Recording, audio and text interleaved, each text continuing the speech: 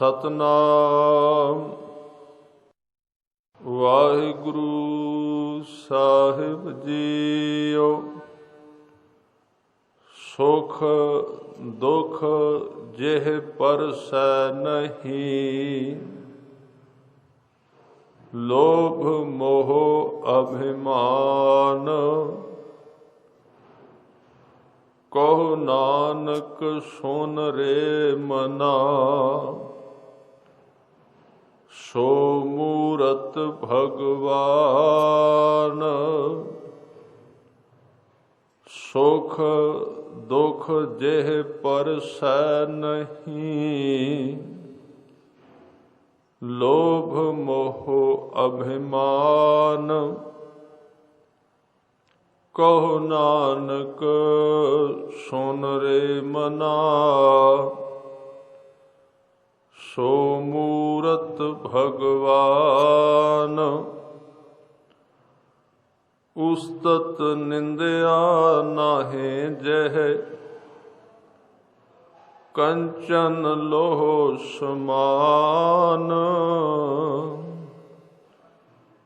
कहो नानक सुन रे मना, मुकत ताहे तै जान। उस्तत निंदया नाहे जेह,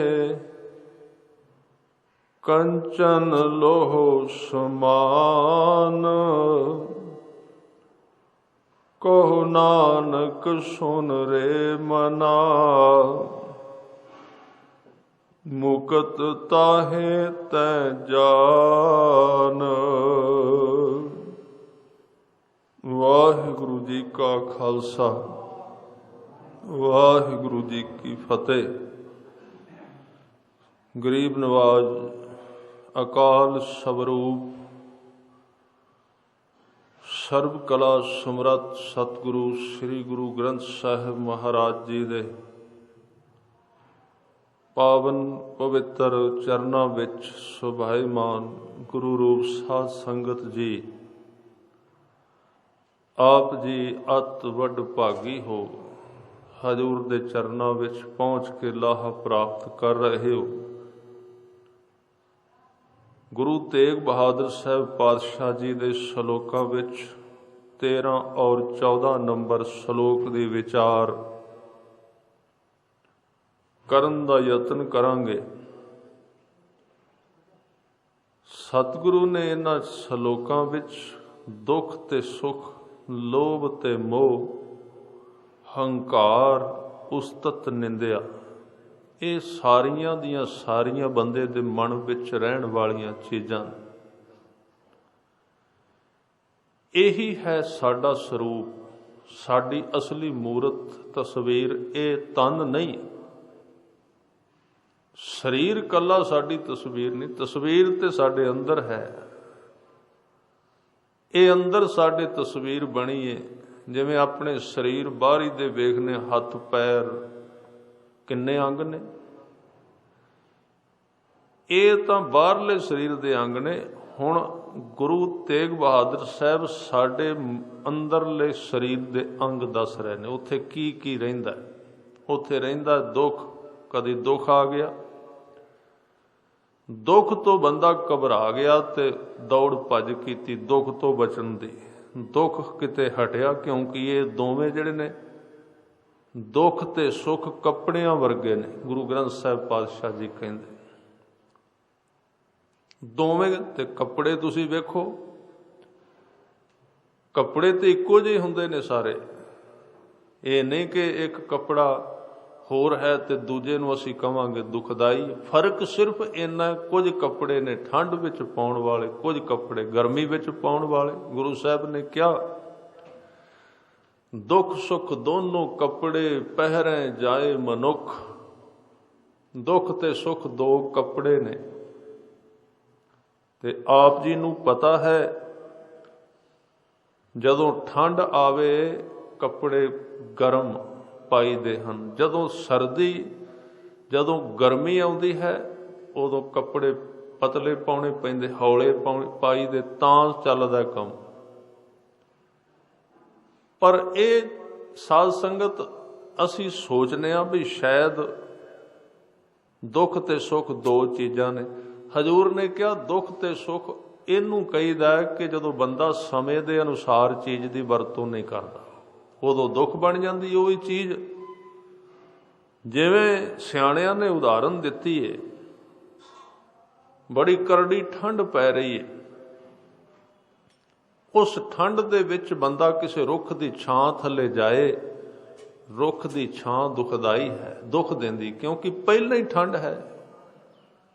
रुख की छां होर ठंड करेगी, पर समा लंघिया, रुत बदल गई, गर्मी आ गई, तपश पैंदी है, उसे छां विच चले जाओ, वो छां सुखदाई है, ठंड पौंदी।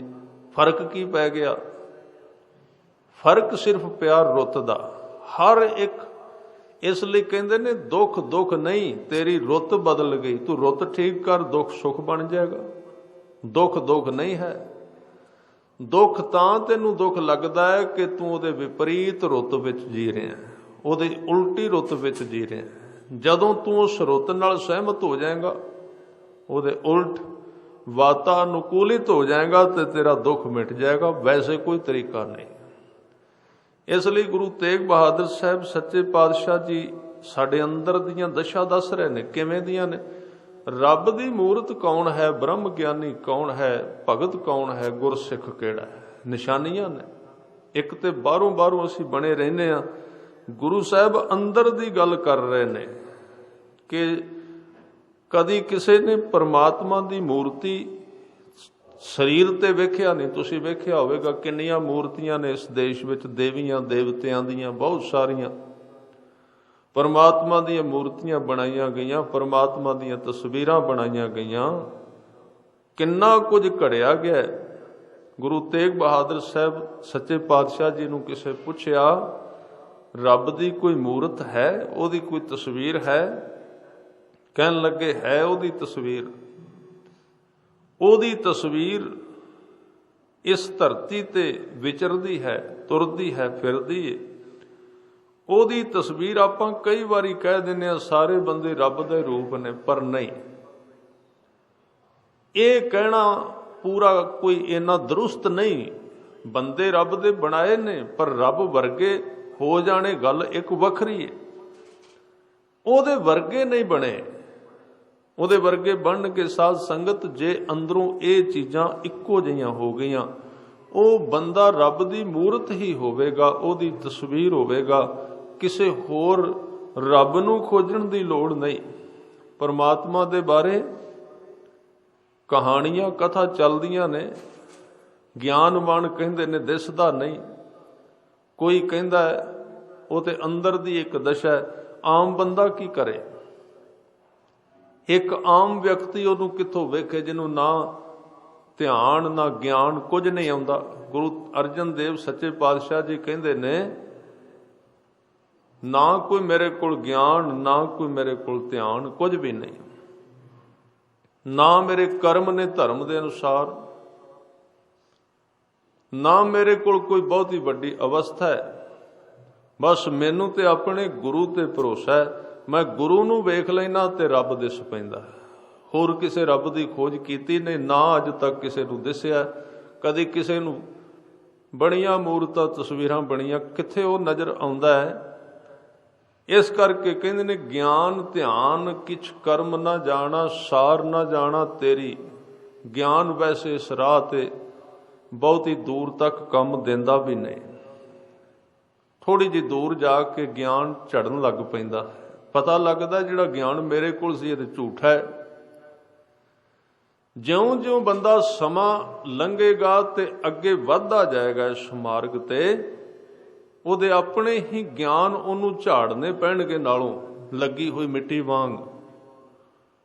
थोड़े चिर बाद, एक साल बाद पिछला ज्ञान मैल बन जाएगा, वो भी छड्डना पेगा, वो भी छोटा रह जाएगा। पिछले साल जो समझिया सी छोटा रह गया। एक साल होर फिर काम कीता धर्म की दुनिया विच, कमाई कीती बाणी दी, शब्द दी, नाम दी। अगले साल परत के वेख्या वो भी छोटा रह गया, क्योंकि अंदर दा ज्यों ज्यों बंदे दा कद वधदा है ਤਿਉਂ ਤਿਉਂ ਕੱਪੜੇ ਛੋਟੇ ਹੁੰਦੇ ਜਾਂਦੇ ਨੇ, ਲਾਉਣੇ ਪੈਂਦੇ, ਛੱਡਣੇ ਪੈਂਦੇ ਨੇ। ਤਾਂ ਇੱਕ ਥਾਂ ਤੇ ਸਤਿਗੁਰੂ ਕਹਿੰਦੇ ਗਿਆਨ ਨਹੀਂ ਕੰਮ ਦੇਗਾ, ਇਹ ਤੇ ਅੱਗੇ ਪਹੁੰਚਾਉਣ ਦੀ ਪੌੜੀ ਦਾ ਇੱਕ ਡੰਡਾ ਹੈ। ਅੱਗੇ ਵੱਧਦੇ ਜਾਓ ਤੇ ਡੰਡੇ ਪਿੱਛੇ ਰਹਿੰਦੇ ਜਾਣਗੇ, ਅੱਗੇ ਅੱਗੇ ਕਦਮ ਆਦਮੀ ਧਰਦਾ ਜਾਏਗਾ। ਗੁਰੂ ਅਰਜਨ ਦੇਵ ਜੀ ਕਹਿੰਦੇ ਨਾ ਕੋਈ ਗਿਆਨ, ਨਾ ਕੋਈ ਧਿਆਨ, ਨਾ ਕੋਈ ਕਰਮ। ਗਿਆਨ ਧਿਆਨ ਕਿਛ ਕਰਮ ਨਾ ਜਾਣਾ, ਸਾਰ ਨਾ ਜਾਣਾ ਤੇਰੀ, ਸਭ ਤੇ ਵੱਡਾ ਸਤਿਗੁਰ ਨਾਨਕ ਜਿਨ ਕਲ ਰਾਖੀ ਮੇਰੀ। ਇੱਥੇ ਵਿਦਿਆ ਵਾਲਿਆਂ ਨੇ ਕਿਹਾ ਵੀ ਸਤਿਗੁਰ ਨੂੰ ਵੱਖਰਾ ਪੜ੍ਹੋ ਤੇ ਨਾਨਕ ਨੂੰ ਵੱਖਰਾ ਪੜ੍ਹੋ। ਨਾਨਕ ਇੱਕ ਐਸਾ ਸ਼ਬਦ ਹੈ ਜੋ ਸਾਧ ਸੰਗਤ ਕਿਸੇ ਸਰੀਰ ਨਾਲ ਸੰਬੰਧ ਨਹੀਂ ਰੱਖਦਾ। ਖਿਆਲ ਰੱਖਣਾ, ਜੇ ਸਰੀਰ ਨਾਲ ਸੰਬੰਧ ਹੁੰਦਾ ਤੇ ਫਿਰ ਗੁਰੂ ਅੰਗਦ ਦੇਵ ਜੀ ਜਦੋਂ ਬਾਣੀ ਰਚਦੇ ਨੇ ਤੇ ਆਪਣੇ ਸ਼ਲੋਕਾਂ ਦੇ ਵਿੱਚ ਕਹਿੰਦੇ ਨੇ ਕਿ ਕਹੈ ਨਾਨਕ ਸੁਣੋ ਸੰਤੋ। ਗੁਰੂ ਅਮਰਦਾਸ ਜੀ ਬਾਣੀ ਰਚਦੇ ਨੇ, ਉਹ ਵੀ ਕਹਿੰਦੇ ਨੇ, ਉਹ ਵੀ ਨਾਨਕ ਕਹਿੰਦੇ। ਹੁਣ ਹੈਣ ਤੇ ਗੁਰੂ ਅਮਰਦਾਸ ਪਾਤਸ਼ਾਹ, ਫਿਰ ਨਾਨਕ ਕਿਉਂ ਕਿਹਾ? ਨਾਨਕ ਸਰੀਰ ਦਾ ਨਾਮ ਹੈ ਨਹੀਂ। ਨਾਨਕ ਜਿਹੜਾ ਸ਼ਬਦ ਹੈ ਉਹ 9ਵੇਂ ਪਾਤਸ਼ਾਹ ਤੱਕ ਵੀ ਵਰਤਿਆ ਗਿਆ। ਹੁਣ ਵੀ ਆਪਾਂ ਸ਼ਲੋਕ ਵੇਖੋ ਪੜ੍ਹ ਰਹੇ ਹਾਂ, ਬਾਣੀ ਤੇ 9ਵੇਂ ਪਾਤਸ਼ਾਹ ਦੀ, ਗੁਰੂ ਤੇਗ ਬਹਾਦਰ ਸਾਹਿਬ ਜੀ ਦੀ ਹੈ। ਉਹਨਾਂ ਦਾ ਪਹਿਲਾ ਨਾਮ ਤਿਆਗ ਮਲ ਸੀ, ਦੂਜਾ ਨਾਮ ਗੁਰੂ ਤੇਗ ਬਹਾਦਰ ਸਾਹਿਬ ਰੱਖਿਆ। ਦੋਵੇਂ ਨਾਮ ਕੋਈ ਨਹੀਂ ਵਰਤਦੇ, ਫਿਰ ਵੀ ਕਹਿੰਦੇ ਨੇ ਕਹੋ ਨਾਨਕ ਸੁਣ ਰੇ ਮਨਾ ਸੋ ਮੂਰਤ ਭਗਵਾਨ। ਇਹ ਕੀ ਹੈ? ਨਾਨਕ ਕੌਣ ਹੈ? ਇਹ ਨਾਨਕ ਸਰੀਰ ਨਹੀਂ ਹੈ, ਇਹ ਨਾਨਕ ਗੁਰੂ ਦੀ ਮੂਰਤ ਹੈ। ਤਾਂ ਇਹ ਕਹਿਣਾ ਠੀਕ ਹੈ ਕਿ ਸਭ ਤੇ ਵੱਡਾ ਸਤਿਗੁਰ ਨਾਨਕ ਨਾਲ ਪੜ੍ਹ ਲੈਣਾ ਚਾਹੀਦਾ। ਨਾਨਕ ਸਰੀਰ ਕੋਈ ਸੰਸਾਰੀ ਚੀਜ਼ ਨਹੀਂ ਹੈ। ਲਫ਼ਜ਼ ਜ਼ਰੂਰ ਇਸ ਫਰਸ਼ ਦੇ ਬਣੇ ਨੇ, ਇੱਥੋਂ ਲਏ ਗਏ, ਲਿਪੀ ਗੁਰਮੁਖੀ ਵਿੱਚੋਂ ਕੱਢੇ ਗਏ ਨੇ, ਅੱਖਰ ਇਸ ਫਰਸ਼ ਦੇ ਨੇ, ਪਰ ਨਾਨਕ ਸ਼ਬਦ ਅਰਸ਼ ਦਾ ਹੈ, ਉੱਚਾ ਹੈ ਬੜਾ, ਉੱਥੋਂ ਆਇਆ। ਨਾਨਕ ਸ਼ਬਦ ਬਹੁਤ ਉੱਚਾ ਹੈ। ਇਸ ਕਰਕੇ ਗੁਰੂ ਸਾਹਿਬ ਕਹਿੰਦੇ ਨਾਨਕ ਦਾ ਅਰਥ ਹੈ ਗੁਰ ਸ਼ਬਦ, ਗੁਰੂ ਦੀ ਅੰਦਰਲੀ ਮੂਰਤ। ਭਾਈ ਗੁਰਦਾਸ ਜੀ ਨੇ ਇੱਕ ਬਚਨ ਕਿਹਾ, ਗੁਰੂ ਗ੍ਰੰਥ ਸਾਹਿਬ ਜੀ ਦੀ ਬਾਣੀ ਵਿੱਚ ਵੀ ਆਉਂਦਾ ਹੈ, ਗੁਰ ਕੀ ਮੂਰਤ ਮਨ ਮੈਂ ਧਿਆਨ, ਗੁਰ ਕੇ ਸ਼ਬਦ ਮੰਤਰ ਮਨ ਮਾਨ। ਗੁਰੂ ਦੀ ਮੂਰਤ ਦਾ ਧਿਆਨ ਧਰ। ਚਲੋ ਚੰਗੀ ਗੱਲ ਹੈ, ਗੁਰੂ ਦੀ ਤਸਵੀਰ ਵੇਖੀਏ, ਗੁਰੂ ਦੀ ਯਾਦ ਆਉਂਦੀ ਹੈ, ਮਾੜਾ ਨਹੀਂ। ਸਾਧ ਸੰਗਤ, ਤਸਵੀਰ ਮਾੜੀ ਨਹੀਂ, ਪਹਿਲਾਂ ਤਸਵੀਰ ਤੋਂ ਹੀ ਗੱਲ ਸ਼ੁਰੂ ਹੋਵੇਗੀ, ਫਿਰ ਸਹਿਜੇ ਸਹਿਜੇ ਇਸ ਤਸਵੀਰ ਬਦਲ ਜਾਏ। ਗੁਰੂ ਦੀ ਮੂਰਤ ਕੀ ਹੈ? ਭਾਈ ਗੁਰਦਾਸ ਜੀ ਨੇ ਦੱਸਿਆ, ਕਹਿੰਦੇ ਗੁਰ ਮੂਰਤ ਗੁਰ ਸ਼ਬਦ ਹੈ। ਪਤਾ ਕਿਵੇਂ ਲੱਗੇਗਾ? ਗੁਰੂ ਦੀ ਮੂਰਤੀ ਗੁਰੂ ਦਾ ਸ਼ਬਦ ਹੈ, ਸਾਧ ਸੰਗਤ ਵਿੱਚ ਪ੍ਰਗਟ ਆਇਆ। ਇਹ ਸਾਧੂਆਂ ਵਿੱਚ, ਗੁਰਸਿੱਖਾਂ ਵਿੱਚ ਤੈਨੂੰ ਇਸ ਗੱਲ ਦਾ ਪ੍ਰਗਟਾਵਾ ਹੋਵੇਗਾ। ਵੈਸੇ ਮੂਰਤ ਬੰਦੇ ਦੀ ਹੁੰਦੀ, ਸ਼ਬਦ ਗੁਰੂ ਦਾ, ਸ਼ਬਦ ਦੇ ਅਰਥ ਹੀ ਸੁਭਾਅ ਨੇ। ਖਿਆਲ ਰੱਖਣਾ, ਅਸੀਂ ਕਹਿੰਦੇ ਹਾਂ ਗੁਰ ਮੂਰਤ ਗੁਰ ਸ਼ਬਦ ਹੈ। ਭਾਈ ਗੁਰਦਾਸ ਜੀ ਕਹਿੰਦੇ ਗੁਰੂ ਦੀ ਮੂਰਤ ਗੁਰੂ ਦਾ ਸ਼ਬਦ ਹੀ ਹੈ, ਤੇ ਗੁਰੂ ਦੇ ਸ਼ਬਦ ਦਾ ਅਰਥ ਹੈ ਗੁਰੂ ਦਾ ਸੁਭਾਅ ਹੀ ਗੁਰੂ ਦੀ ਮੂਰਤ ਹੈ। ਗੁਰੂ ਦਾ ਸੁਭਾਅ ਗੁਰੂ ਦੀ ਮੂਰਤ ਹੈ। ਗੁਰੂ ਦਾ ਸੁਭਾਅ ਕਿਹੜਾ ਹੈ? ਗੁਰੂ ਗ੍ਰੰਥ ਸਾਹਿਬ ਜੀ ਦੀ ਬਾਣੀ ਵਿੱਚ ਜੋ ਕੁਝ ਲਿਖਿਆ ਹੈ ਗੁਰੂ ਦਾ ਸੁਭਾਅ ਹੈ। ਇਹਦੇ ਦਰਸ਼ਨ ਕਰੋ, ਸੁਭਾਅ ਦੇ ਦਰਸ਼ਨ ਕਰੋ। ਗੁਰੂ ਦਾ ਸੁਭਾਅ, ਕਿਉਂਕਿ ਹਰ ਇੱਕ ਦੀਆਂ ਦੋ ਤਸਵੀਰਾਂ ਨੇ, ਹਰ ਇੱਕ ਦੀਆਂ ਦੋ ਤਸਵੀਰਾਂ, ਕੱਲਾ ਗੁਰੂ ਦੀਆਂ ਨਹੀਂ, ਸਾਰੇ ਲੋਕਾਂ ਦੀ, ਜਿੰਨੇ ਅਸੀਂ ਧਰਤੀ ਤੇ ਰਹਿੰਦੇ ਹਾਂ, ਸਾਡੀਆਂ ਦੋ ਤਸਵੀਰਾਂ ਨੇ। ਇੱਕ ਤਾਂ ਸਾਹਮਣੇ ਦਿਸਦਾ ਹੈ, ਇੱਕ ਸਾਡੇ ਅੰਦਰਲੀ ਤਸਵੀਰ। ਤੁਸੀਂ ਕਈ ਵਾਰੀ ਵੇਖਿਆ ਹੋਵੇਗਾ, ਜਦੋਂ ਬੰਦਾ ਕਿਸੇ ਦੂਸਰੇ ਬੰਦੇ ਨਾਲ ਬਿਜ਼ਨਸ ਕਰਨਾ ਸ਼ੁਰੂ ਕਰਦਾ ਤੇ ਪਹਿਲਾਂ ਉਹਨੂੰ ਮਿਲਦਾ ਹੈ, ਮਿਲਣ ਤੋਂ ਬਾਅਦ, ਵੇਖਣ ਤੋਂ ਬਾਅਦ ਫਿਰ ਉੱਥੋਂ ਉੱਠ ਕੇ ਆ ਜਾਂਦਾ। ਜਾਂ ਆਪਾਂ ਹੋਰ ਉਦਾਹਰਨ ਲਈਏ, ਕਿਤੇ ਰਿਸ਼ਤਾ ਕਰਨਾ ਹੋਵੇ, ਪਹਿਲਾਂ ਆਦਮੀ ਜਾ ਕੇ ਵੇਖਦਾ, ਬੱਚੀ ਵਾਸਤੇ ਵੇਖਦਾ, ਜਾਂ ਆਪਾਂ फोटो मंगा लेने, किवें दे नैन नक्श ने, किन्ना शरीर लम्मा है, किवें दा रंग है, सारा कुछ ये पुछ लिया जाता है। जदों सारा कुछ वेख लईदा है ते वेखण तो बाद फिर बंदा फिर सोचदा है ते पुछण वाला पुछदा, तू वेखते आया लड़के नूं, हुण बाकी की रह गया? कहन लगे वेखते आया, पता कर लईए थोड़ा जिहा, होर काहदा पता करना रह गया? बाहरला शरीर ते वेख लिया, हुण पता काहदा करना रह गया? भी किवें दे ने पता ते लग ही गया भी इन्ने फुट शरीर है, इवें दा रंग है, इन्नी विद्या है, इन्नी प्रॉपर्टी जायदाद है इहदे कोल। हुण की वेखण वाला रह गया? हुण वो एक अंदरली तस्वीर होर है, वो वेखण दा काम बाकी बच गया, जिन्हों गुरु साहब कहंदे शब्द, बंदे दा शब्द उहदा सुभाव हुंदा है। शब्दां तो सुभाव प्रगट भी हो जाता। कई बारी बंदा चुप करके बैठा रहे, नहीं पता लगता, थोड़ा जिहा उहनूं बुलाओ। सब तो पहली निशानी बंदे दा वेखना, ये एक मैथ है, एक गणित है बंदे दे जीवन दा। जिहड़े सियाणे लोग ने ना, वो तो आदमी दे तुरंत तो पता ला लेंदे किवें दा, उहदी चाल दस दिंदी है, उहदी रोटी खानी, उहदा वेखना, उहदा बहना उठना, इन्हां तो घट पता लगदा है। पर 70% बंदे दा पता लग जाता जदों वो बोलदा है। बोलण उहदे शब्द दस दिंदे ने दा सुभाव किवें दा है। बहुत ही बारी इस करके असी पता काहदा करने आ? अंदरली मूरत दा, भी इस बंदे दे अंदरला सुभाव किवें दा, शब्द किवें दा है। इसलिए हजूर कहंदे ने गुरु दी एक मूरत ते सारियां ने वेखी, बाहरली बाहरली गुरु नानक देव जी नूं कईयां ने वेखिया। बाहरों वेख के कह दिता, किसी ने क्या साधु है, किसी ने क्या गुरु है, किसी ने क्या मेरा सतगुरु है, किसी ने क्या आप भी दसिया गुरु नानक साहब ने क्या है, किसी ने बेताला भी क्या है, किसी ने आदमी क्या है। किन्ने लोग सन, किन्नियां ने वेख्या, किन्ने लोग वेखते रहे। इत्थे तो आम बंदे की गल छड्डो, उन्होंने कोई भूतना बेताला कवे, इस धरती ते तो गुरु नानक नूं भी भूतना कह दिता लोगों ने। कोई वड्डी गल नहीं, इत्थे कोई कवे तो गुरु नूं भी कह दिता। किसी ने अर्थ बड़े सोहणे कीते ने, वो कहंदा है गुरु एक ते नाम कई, ये क्यों होया? गुरु इको ही, नाम क्यों इन्हें रख दिते? कि कोई आखै भूतना, को कहे बेताला, कोई आखै आदमी, नानक विचारा। कहंदे गल ये है, जदों भूतनिया ने गुरु नूं वेख्या ते गुरु भूतने दिसिया। दिसन वाले दे अनुसार ही दिसेगा ना, जिवें दा आदमी है उवें दा गुरु दिसेगा। बेतालियां ने वेख्या ते उन्हां नूं बेताला दिसेगा। दृष्टि ते अपनी ने काम देना है ना। जे आदमियां ने वेख्या ते गुरु आदमी दिस पिया। अज भी बड़े सज्जन कहंदे ने गुरु व्यक्ति सी, एक व्यक्ति सी गुरु, तां ओह शायद व्यक्ति होण, इसलिए व्यक्ति दिसदा है। नानक विचारा, ਜਿਹੜੇ ਵਿਚਾਰੇ ਸਨ ਨਾ, ਉਹਨਾਂ ਨੇ ਕਿਹਾ ਵੀ ਦੁਕਾਨ ਵਿੱਚੋਂ ਘਾਟਾ ਪੈ ਗਿਆ, ਇਸ ਕਰਕੇ ਵੇਈ ਨਦੀ ਵਿੱਚ ਛਾਲ ਮਾਰੀ, ਜਾਂ ਉੱਥੋਂ ਵਾਪਸ ਨਹੀਂ ਮੁੜੇ। ਕਈਆਂ ਨੇ ਕਿਹਾ ਡੁੱਬ ਗਏ ਨੇ। ਬੇਬੇ ਨਾਨਕੀ ਜੀ ਨੂੰ ਦੱਸਿਆ। ਉਹ ਵਿਚਾਰੇ ਸਨ। ਜਿਵੇਂ ਦਾ ਬੰਦਾ ਹੈ ਉਵੇਂ ਦਾ ਗੁਰੂ ਦਿਸਦਾ ਹੈ। ਸਾਧ ਸੰਗਤ ਜਿਸ ਸਿੱਖ ਤੇ ਗੁਰੂ ਕਿਰਪਾ ਕਰਦਾ ਹੈ, ਉਹਨੂੰ ਇੱਕ ਬੜੀ ਅਮੁੱਲ ਚੀਜ਼ ਆਪਣੇ ਹੀ ਖਜ਼ਾਨੇ ਵਿੱਚੋਂ ਕੱਢ ਕੇ ਦੇ ਦਿੰਦਾ ਹੈ। ਆ ਸਾਨੂੰ ਤੇ ਹੋਰ ਹੋਰ ਚੀਜ਼ਾਂ ਗ੍ਰਾਹਕ ਵੇਖ ਲੈ। ਗੁਰੂ ਗ੍ਰੰਥ ਸਾਹਿਬ ਕਿਵੇਂ ਦਾ ਬੰਦਾ ਆਇਆ, ਕੀ ਦਈਏ, ਕੀ ਮੰਗ ਕੀ ਰਿਹਾ? ਕਿਉਂਕਿ ਗੁਰੂ ਵੀ ਉਹ ਹੀ ਦੇ ਸਕਦੇ ਨੇ ਜੋ ਅਸੀਂ ਮੰਗਦੇ ਹਾਂ। ਦੂਜਾ ਤੇ ਅਸੀਂ ਸਿੱਟ ਕੇ ਤੁਰ ਜਾਾਂਗੇ।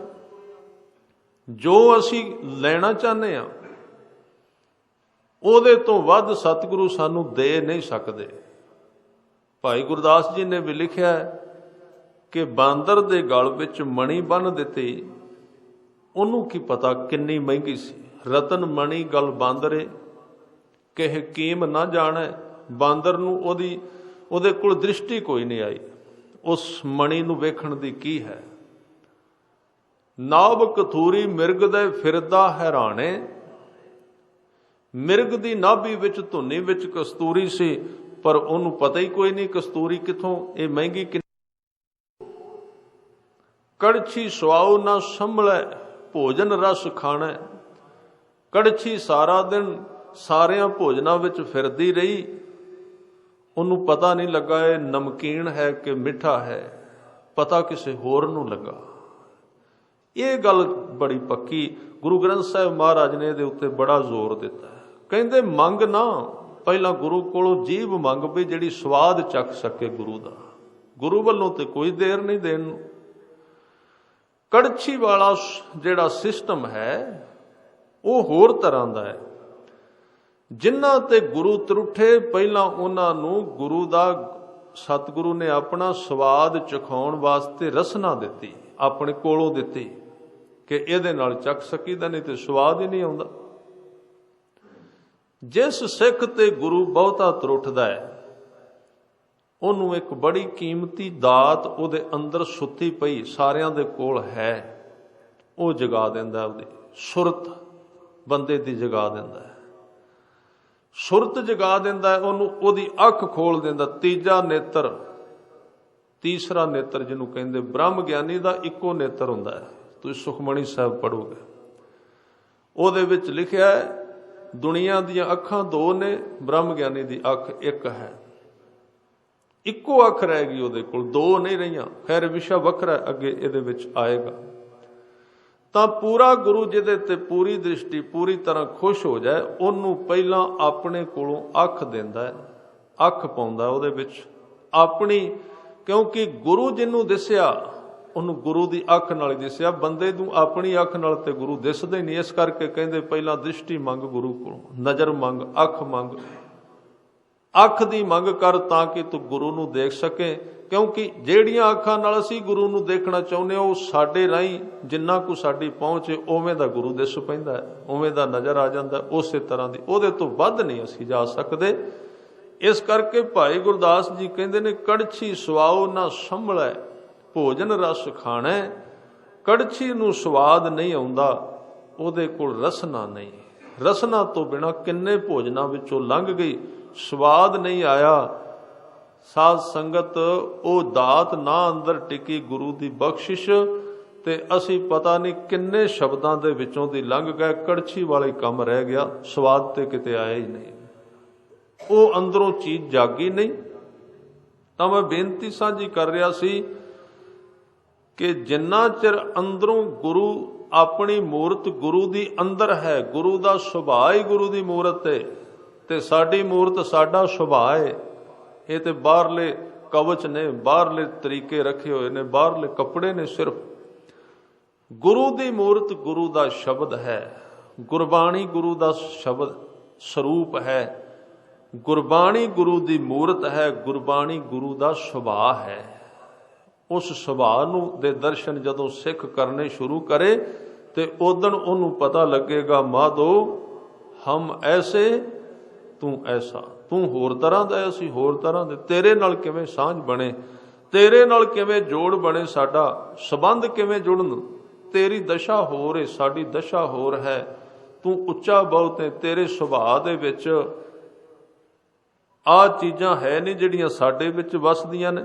ਹੁਣ ਆਹ ਜਿਹੜਾ ਸਾਧ ਸੰਗਤ ਸਲੋਕ ਹੈ ਨਾ, ਇਹਦੇ ਵਿੱਚ ਗੁਰੂ ਤੇਗ ਬਹਾਦਰ ਸਾਹਿਬ ਜੀ ਇੱਕ ਬੜਾ ਵੱਡਾ ਫੈਸਲਾ ਦੇ ਰਹੇ ਨੇ ਪਰਮਾਤਮਾ ਦੀ ਤਸਵੀਰ ਦਾ। ਅੱਜ ਤੱਕ ਕੋਈ ਪਰਮਾਤਮਾ ਦੀ ਤਸਵੀਰ ਨਹੀਂ ਬਣਾ ਸਕਿਆ, ਪਰਮਾਤਮਾ ਦੀ ਮੂਰਤ ਨਹੀਂ ਬਣਾ ਸਕਿਆ, ਪਰ ਇੱਥੇ ਸਤਿਗੁਰੂ ਨੇ ਦੱਸ ਦਿੱਤਾ, ਆ ਤੈਨੂੰ ਮੈਂ ਰੱਬ ਦੀ ਤਸਵੀਰ ਦੱਸਾਂ ਕਿੱਥੇ ਹੈ, ਕਿਵੇਂ ਦਾ ਹੈ। ਰੂਪ ਤਾਂ ਹੈ ਪਰ ਤਸਵੀਰ ਵੀ ਤਾਂ ਉਹਦੀ ਹੈ ਨਾ।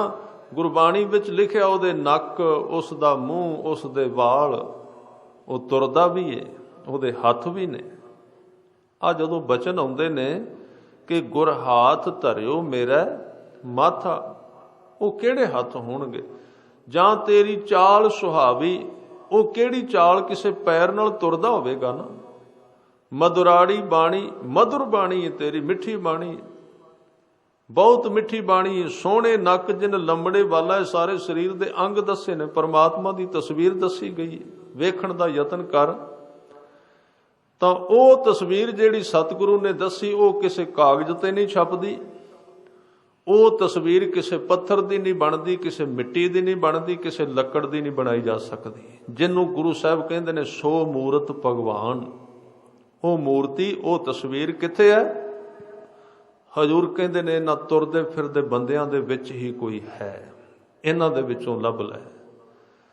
ਪਰਮਾਤਮਾ ਇਹਨਾਂ ਦੇ ਵਿੱਚ ਹੈ। ਸਰੀਰ ਸਾਰੇ ਨੇ, ਪ੍ਰਗਟ ਕਿਤੇ ਕਿਤੇ ਹੋਇਆ, ਸਰੀਰ ਸਾਰੇ ਹੀ ਉਹਦਾ ਰੂਪ ਨੇ, ਉਹਦੇ ਵਿੱਚ ਹੈ। ਪਰ ਜੇ ਤੂੰ ਪਰਮਾਤਮਾ ਦੀ ਮੂਰਤੀ ਵੇਖਣੀ ਹੈ, ਨਿਸ਼ਾਨੀ ਕੀ ਹੈ? ਸੁਖ ਦੁੱਖ ਜਿਹ ਪਰਸੈ ਨਹੀਂ, ਲੋਭ ਮੋਹ ਅਭਿਮਾਨ। ਇਹ ਸਾਰੀਆਂ ਚੀਜ਼ਾਂ ਉਸਤਤ ਨਿੰਦਿਆ ਨਾਹੇ, ਜੈ ਕੰਚਨ ਲੋਹ ਸਮਾਨ। ਇਹ ਸਾਰੀਆਂ ਚੀਜ਼ਾਂ ਜਿਹਦੇ ਵਿੱਚ ਆ ਗਈਆਂ, ਉਹ ਸਰੀਰ ਧਾਰੀ ਨੂੰ ਹੀ ਤੂੰ ਵੇਖ, ਉਹੀ ਤੇ ਪਰਮਾਤਮਾ, ਹੋਰ ਕਿੱਥੋਂ ਲੱਭੇਗਾ? ਬੰਦਾ ਸਾਰੀ ਉਮਰ ਖੋਜਦਾ ਹੈ, ਸੰਸਾਰ ਦੇ ਵਿੱਚ ਦਇਆ ਕਰਦਾ ਫਿਰਦਾ ਹੈ, ਦਇਆ ਦੀਆਂ ਗੱਲਾਂ ਕਰਦਾ ਹੈ, ਦਾਨ ਕਰਦਾ ਹੈ, ਪੁੰਨ ਕਰਦਾ ਹੈ, ਕਈ ਪਖੰਡ ਕਰਦਾ ਹੈ। ਜਿੱਥੇ ਨੇੜਿਓਂ ਰੱਬ ਨਿਕਲਦਾ ਉਹਨੂੰ ਨਹੀਂ ਕਦੀ ਪਹਿਚਾਣਦਾ, ਕੋਲੋਂ ਨਿਕਲਦਾ ਬਿਲਕੁਲ ਨਾਲੋਂ, ਉਹਦੇ ਕੋਲ ਹੀ ਰਹਿ ਕੇ ਚਲਾ ਜਾਂਦਾ ਹੈ, ਉਹਦੇ ਵੱਲ ਕਦੀ ਨਹੀਂ ਨਿਕਲਦਾ। ਸਾਡੀ ਹਾਲਾਤ ਐਸੀ ਹੈ, ਕਿਤੇ ਕਿਸੇ ਥਾਂ ਤੇ ਕੋਈ ਸੱਜਣ ਦਇਆ ਦੇ ਉੱਤੇ ਲੈਕਚਰ ਦੇਣ ਜਾ ਰਹੇ ਸਨ, ਲੈਕਚਰ ਦੇਣ ਵਾਸਤੇ ਜਾ ਰਹੇ ਨੇ, ਉਹਨਾਂ ਦੇ ਕੋਲ ਹੱਥ ਵਿੱਚ ਪਾਣੀ ਵਾਲਾ ਇੱਕ ਥਰਮਸ ਵੀ ਸੀ, ਭਾਂਡਾ ਵੀ ਸੀ, ਤੇ ਰਾਹ ਵਿੱਚ ਯਾਦ ਕਰਦੇ ਜਾ ਰਹੇ ਨੇ ਲੋਭ ਕਿਵੇਂ ਦਾ, ਲਾਲਚ, ਦਇਆ ਤੇ ਬੋਲਣਾ ਸੀ, ਲੋਭ ਤੇ ਵੀ ਬੋਲਣਾ ਸੀ, ਦਇਆ ਤੇ ਵੀ ਬੋਲਣਾ ਸੀ, ਅਹਿੰਸਾ ਤੇ ਵੀ ਬੋਲਣਾ ਸੀ, ਪੀਸ ਆਫ ਮਾਈਂਡ, ਸ਼ਾਂਤੀ ਤੇ ਬੋਲਣਾ ਸੀ। ਲੰਘਦੇ ਲੰਘਦੇ ਕਹਿੰਦੇ ਸੜਕ ਤੇ ਕਿਨਾਰੇ ਤੇ ਇੱਕ ਗਰੀਬ ਆਦਮੀ ਬਿਮਾਰ ਸੀ, ਕਿਤੇ ਵਿਚਾਰਾ ਡਿੱਗ ਪਿਆ, ਗਰਮੀ ਦੇ ਦਿਨ ਡਿੱਗਾ, ਤੇ ਉਹ ਕੋਲੋਂ ਜਦੋਂ ਲੰਘਣ ਲੱਗੇ, ਉਹ ਪਾਦਰੀ ਸਨ, ਤੇ ਆਵਾਜ਼ ਦਿੱਤੀ ਕਿ ਇਹ ਤਾਂ ਦਇਆ ਵਾਲੇ ਸੱਜਣ ਲੱਗਦੇ ਨੇ। ਉਹਨੇ ਪਾਣੀ ਮੰਗਿਆ, ਮੈਨੂੰ ਪਾਣੀ ਦਿਓ। ਇੱਕ ਵਾਰੀ ਉਹਨੇ ਅਣਸੁਣੀ ਕੀਤੀ, ਦੂਸਰੀ ਵਾਰੀ ਉਹਨੇ ਜ਼ੋਰ ਦੀ ਚੀਖ ਮਾਰ ਕੇ ਕਿਹਾ ਕਿ ਪਾਦਰੀ ਸਾਹਿਬ ਪਾਣੀ ਦਿਓ ਮੈਨੂੰ। ਤੇ ਅੱਗੋਂ ਜਵਾਬ ਮਿਲਿਆ, ਜੀ ਮੇਰੇ ਕੋਲ ਟਾਈਮ ਨਹੀਂ ਤੈਨੂੰ ਪਾਣੀ ਪਿਆਉਣ ਦਾ, ਮੈਂ ਦਇਆ ਤੇ ਬੋਲਣ ਚੱਲਾਂ, ਦਇਆ ਦੇ ਵਿਸ਼ੇ ਤੇ ਬੋਲਣਾ, ਮੇਰੇ ਕੋਲ ਟਾਈਮ ਨਹੀਂ ਤੈਨੂੰ ਪਾਣੀ ਪਿਆਉਣ। ਇਸ ਤਰ੍ਹਾਂ ਦੀ ਦਇਆ ਸੰਸਾਰ ਵਿੱਚ, ਸ਼ਬਦਾਂ ਵਿੱਚ, ਭਾਸ਼ਾਵਾਂ ਦੇ ਵਿੱਚ, ਸਾਧ ਸੰਗਤ ਪਿੱਛੇ ਬੇਨਤੀ ਇਹਨਾਂ ਦਿਨਾਂ ਵਿੱਚ ਹੀ ਕੀਤੀ ਸੀ। ਇਹ ਸੰਸਾਰ ਦਾ ਨਾਟਕ ਕਰਦਿਆਂ ਰੱਬ ਦੇ ਪਿਆਰਿਆਂ ਨੂੰ ਲਾਜ ਆਉਂਦੀ, ਨਾਟਕ ਚੇਟਕ ਕੀਏ ਕੁਕਾਜਾ, ਪ੍ਰਭ ਲੋਗਨ ਕਹਿ ਆਵਤ ਲਾਜਾ। ਪਰ ਨਾਟਕ ਜਿਹੜਾ ਹੈ ਬਹੁਤੀ ਥਾਈਂ ਹੁਣ ਭਾਰੂ ਹੋ ਗਿਆ। ਨਿਮਰਤਾ ਦਾ ਵੀ ਨਾਟਕ, ਦਇਆ ਦਾ ਵੀ ਨਾਟਕ, ਪਰਉਪਕਾਰ ਦਾ ਵੀ ਨਾਟਕ, ਸਭ ਥਾਂ ਨਾਟਕ ਖੇਡਿਆ ਜਾ ਰਿਹਾ। ਅਸਲੀਅਤ ਬੜੀ ਘੱਟ ਤੇ ਨਾਟਕ ਬਹੁਤ ਜ਼ਿਆਦਾ। ਆਪ ਜੀ ਨੂੰ ਪਤਾ ਹੋਵੇ ਕਿ ਗੁਰੂ ਅਰਜਨ ਦੇਵ ਜੀ ਦੀ ਸ਼ਹਾਦਤ ਕਿਉਂ ਹੋਈ ਸੀ? ਗੁਰੂ ਅਰਜਨ ਦੇਵ ਜੀ ਦੀ ਸ਼ਹਾਦਤ ਤਾਂ ਹੋਈ ਸੀ ਕਿ ਪੰਜਾਬ ਦਾ ਇੱਕ ਇੱਕ ਆਦਮੀ ਗੁਰੂ ਅਰਜਨ ਦੇਵ ਜੀ ਦਾ ਸਿੱਖ ਬਣਨ ਲਈ ਤਿਆਰ ਹੋ ਗਿਆ ਸੀ। ਕਿਉਂ ਤਿਆਰ ਹੋਇਆ? ਹੋਰ ਕੋਈ ਕਾਰਨ ਨਹੀਂ ਸੀ। ਗੁਰੂ ਅਰਜਨ ਦੇਵ ਪਾਤਸ਼ਾਹ ਜੀ ਨੇ ਜਿਹੜੀ ਮਾਇਆ ਹੁੰਦੀ ਸੀ, ਸੰਗਤ ਦੀ ਚੜ੍ਹਾਈ ਜਾਂਦੀ ਸੀ, ਉਹਦੇ ਨਾਲ ਲੱਗਦੇ ਚਾਰੇ ਪਿੰਡਾਂ ਦੇ ਵਿੱਚ ਖੂਹ ਲਵਾਏ, ਬਹੁਤ ਸਾਰੇ ਪਿੰਡਾਂ ਵਿੱਚ ਖੂਹ ਲਵਾਏ, ਦਵਾਖਾਨੇ ਖੋਲੇ, ਲੋਕਾਂ ਨੂੰ ਇਮਦਾਦ ਕੀਤੀ। ਜਦੋਂ ਇਹ ਸਾਰਾ ਕੁਝ ਕੀਤਾ ਤੇ ਲੋਕ ਪ੍ਰਭਾਵਿਤ ਹੋ ਗਏ। ਲੋਕਾਂ ਨੇ ਕਿਹਾ ਕੌਣ ਹੈ ਜਿਹੜਾ ਇੰਨੀ ਦਇਆ ਕਰ ਰਿਹਾ, ਲੱਭੋ। ਲੱਭ ਕੇ ਪਹੁੰਚ ਗਿਆ ਅੰਮ੍ਰਿਤਸਰ, ਸਿੱਖੀ ਦੀ ਪਰਮਾਰ ਹੋ ਗਈ। ਇਸ ਤਰ੍ਹਾਂ ਸਿੱਖੀ ਵਧੀ ਸੀ। ਅਸੀਂ ਅੱਜ ਕਹਿੰਦੇ ਹਾਂ ਸਿੱਖੀ ਘਟੀ ਕਿਉਂ, ਪਤਿਤ ਕਿਉਂ ਹੋਏ? ਕਾਰਨ ਕੀ ਹੈ? ਅਸੀਂ ਤੇ ਲੋਕਾਂ ਦਾ ਪਾਣੀ ਖੋਹ ਕੇ ਲੈ ਗਏ ਹਾਂ, ਉਹਨਾਂ ਨੇ ਪਾਣੀ ਦਿੱਤਾ ਸੀ। ਅਸੀਂ ਤੇ ਲੋਕਾਂ ਦੀਆਂ ਜੇਬਾਂ ਕੱਟ ਲਈਆਂ ਨੇ, ਉਹਨਾਂ ਨੇ ਲੋਕਾਂ ਨੂੰ ਸਹਾਰਾ ਦਿੱਤਾ ਸੀ। ਹੁਣ ਤੇ ਹਰ ਇੱਕ ਬੰਦਾ ਆਪਣੇ ਆਪ ਨੂੰ ਬਚਾਉਣ ਦੀ ਚਿੰਤਾ ਵਿੱਚ ਪਿਆ। ਬਚਾਂਗਾ ਕਿਵੇਂ? ਚੌਵਾਂ ਪਾਸਿਓਂ, ਹਰ ਇੱਕ ਪਾਸਿਓਂ ਖਤਰਾ ਹੈ। ਤਾਂ ਇਸ ਹਾਲਤ ਦੇ ਵਿੱਚ ਸਿੱਖੀ ਕਿਵੇਂ ਵਧੇਗੀ? ਕਿਵੇਂ ਹੋਵੇਗਾ? ਦਇਆ ਲਫ਼ਜ਼ਾਂ ਵਿੱਚ ਰਹਿ ਗਈ, ਨਿਮਰਤਾ ਦੇ ਭਾਸ਼ਣ ਰਹਿ ਗਏ। ਸਾਧ ਸੰਗਤ ਭੀੜ ਨੂੰ ਭਰਮਾਉਣ ਦੇ ਤਰੀਕੇ ਲੱਭ ਲੈ ਗਏ। ਕਿਵੇਂ ਪਿੱਛੇ ਲਾਈਦਾ? ਤਰੀਕਾ ਕਿਵੇਂ ਹੈ? ਇਹ ਤਰੀਕੇ ਵਰਤੇ ਗਏ। ਅਸਲੀਅਤ ਵਿੱਚ ਧਰਮ ਗਾਇਬ ਹੋ ਗਿਆ। ਸਤਿਗੁਰੂ ਨੇ ਕਹਿ ਦਿੱਤਾ ਧਰਮ ਪੰਖ ਕਰ ਉਡਰਿਆ, ਕੂੜ ਅਮਾਵਸ ਸੱਚ ਚੰਦਰਮਾ, ਦੀਸੈ ਨਾਹੀ ਕਹਿ ਚੜਿਆ, ਹੋਂ ਭਾਲ ਵਿਕੁੰਨੀ ਹੋਈ, ਆਂਧੇਰੇ ਰਾਹ ਨਾ ਕੋਈ। ਇਸ ਤਰ੍ਹਾਂ ਇਹ ਤਰੀਕੇ ਦੇ ਨਾਲ ਜਦੋਂ ਮਨੁੱਖ ਕਰਦਾ ਤੇ ਦਇਆ ਕੱਲਾ ਬਾਹਰਲਾ ਕਰਮ ਨਹੀਂ, ਦਇਆ ਬੰਦੇ ਦੀ ਸਥਿਤੀ ਹੈ। ਜਿੱਦਣ ਅੰਦਰ ਦਇਆ ਆ ਗਈ, ਸਾਧ ਸੰਗਤ ਦੂਜੇ ਨੂੰ ਆਦਮੀ ਸਤਾਏਗਾ ਨਹੀਂ। ਇਹ ਸਭ ਤੋਂ ਪਹਿਲੀ ਨਿਸ਼ਾਨੀ ਧਰਮ ਦੀ ਸੰਭਾਵਨਾ ਹੈ। ਧਰਮ ਬਾਅਦ ਵਿੱਚ ਆਉਣਾ ਤੇ ਦਇਆ ਪਹਿਲਾਂ ਆਵੇਗੀ। ਦਇਆ ਦੇ ਅਰਥ ਨੇ ਧਰਮ ਬਿਲਕੁਲ ਪ੍ਰਗਟ ਹੋਣ ਵਾਲਾ ਉਸ ਬੰਦੇ ਵਿੱਚ, ਜਿਹਦੇ ਕੋਲੋਂ ਕੋਈ ਬੰਦਾ ਸਤਾਇਆ ਜਾਏ ਕਿਤੇ ਤੇ ਉਹਨੂੰ ਅੰਦਰ ਹਲਚਲ ਮਚ ਜਾਂਦੀ, ਇਹਨੂੰ ਮੈਂ ਜਲਦੀ ਖੁਸ਼ੀ ਦਿਆਂ, ਮੇਰੇ ਤੋਂ ਸਤਾਇਆ ਕਿਉਂ ਗਿਆ, ਮੈਂ ਇਹਨੂੰ ਖੁਸ਼ੀ ਦਿਆਂ। ਪਰ ਅੱਜ ਕੱਲ੍ਹ ਤੇ ਰਿਵਾਜ ਇੱਕ ਬੰਦਾ ਦੂਜੇ ਨੂੰ ਸਤਾਏ, ਜਿੰਨਾ ਸਤਾਏ ਉਹਨਾਂ ਉਹਨੂੰ ਸਵਾਦ ਆਉਂਦਾ ਹੈ। ਦੂਜੇ ਨੂੰ ਸਤਾਉਣ ਵਿੱਚ ਮਜ਼ਾ ਹੈ, ਤੇ ਧਰਮ ਕਿੱਥੇ ਆਵੇਗਾ? ਸਾਧ ਸੰਗਤ ਧਰਮ ਅਲਫਾਜ਼ਾਂ ਵਿੱਚ ਨਹੀਂ। ਮੈਂ ਬੇਨਤੀ ਕਰਾਂ, ਕੁਝ ਥਾਵਾਂ ਤੇ ਜਾਣ ਨਾਲ ਨਹੀਂ ਧਰਮ ਮਿਲਦਾ, ਉਹਦੇ ਬੰਦੇ ਦੇ ਅੰਦਰ ਪਿਆ ਹੋਇਆ ਹੈ ਕਿ ਉਹ ਕਿੰਨੇ ਘੱਟ ਲੋਕਾਂ ਨੂੰ ਸਤਾਉਂਦਾ ਹੈ, ਦੁਖੀ ਕਿੰਨੇ ਘੱਟ ਲੋਕਾਂ ਨੂੰ ਕਰਦਾ ਹੈ।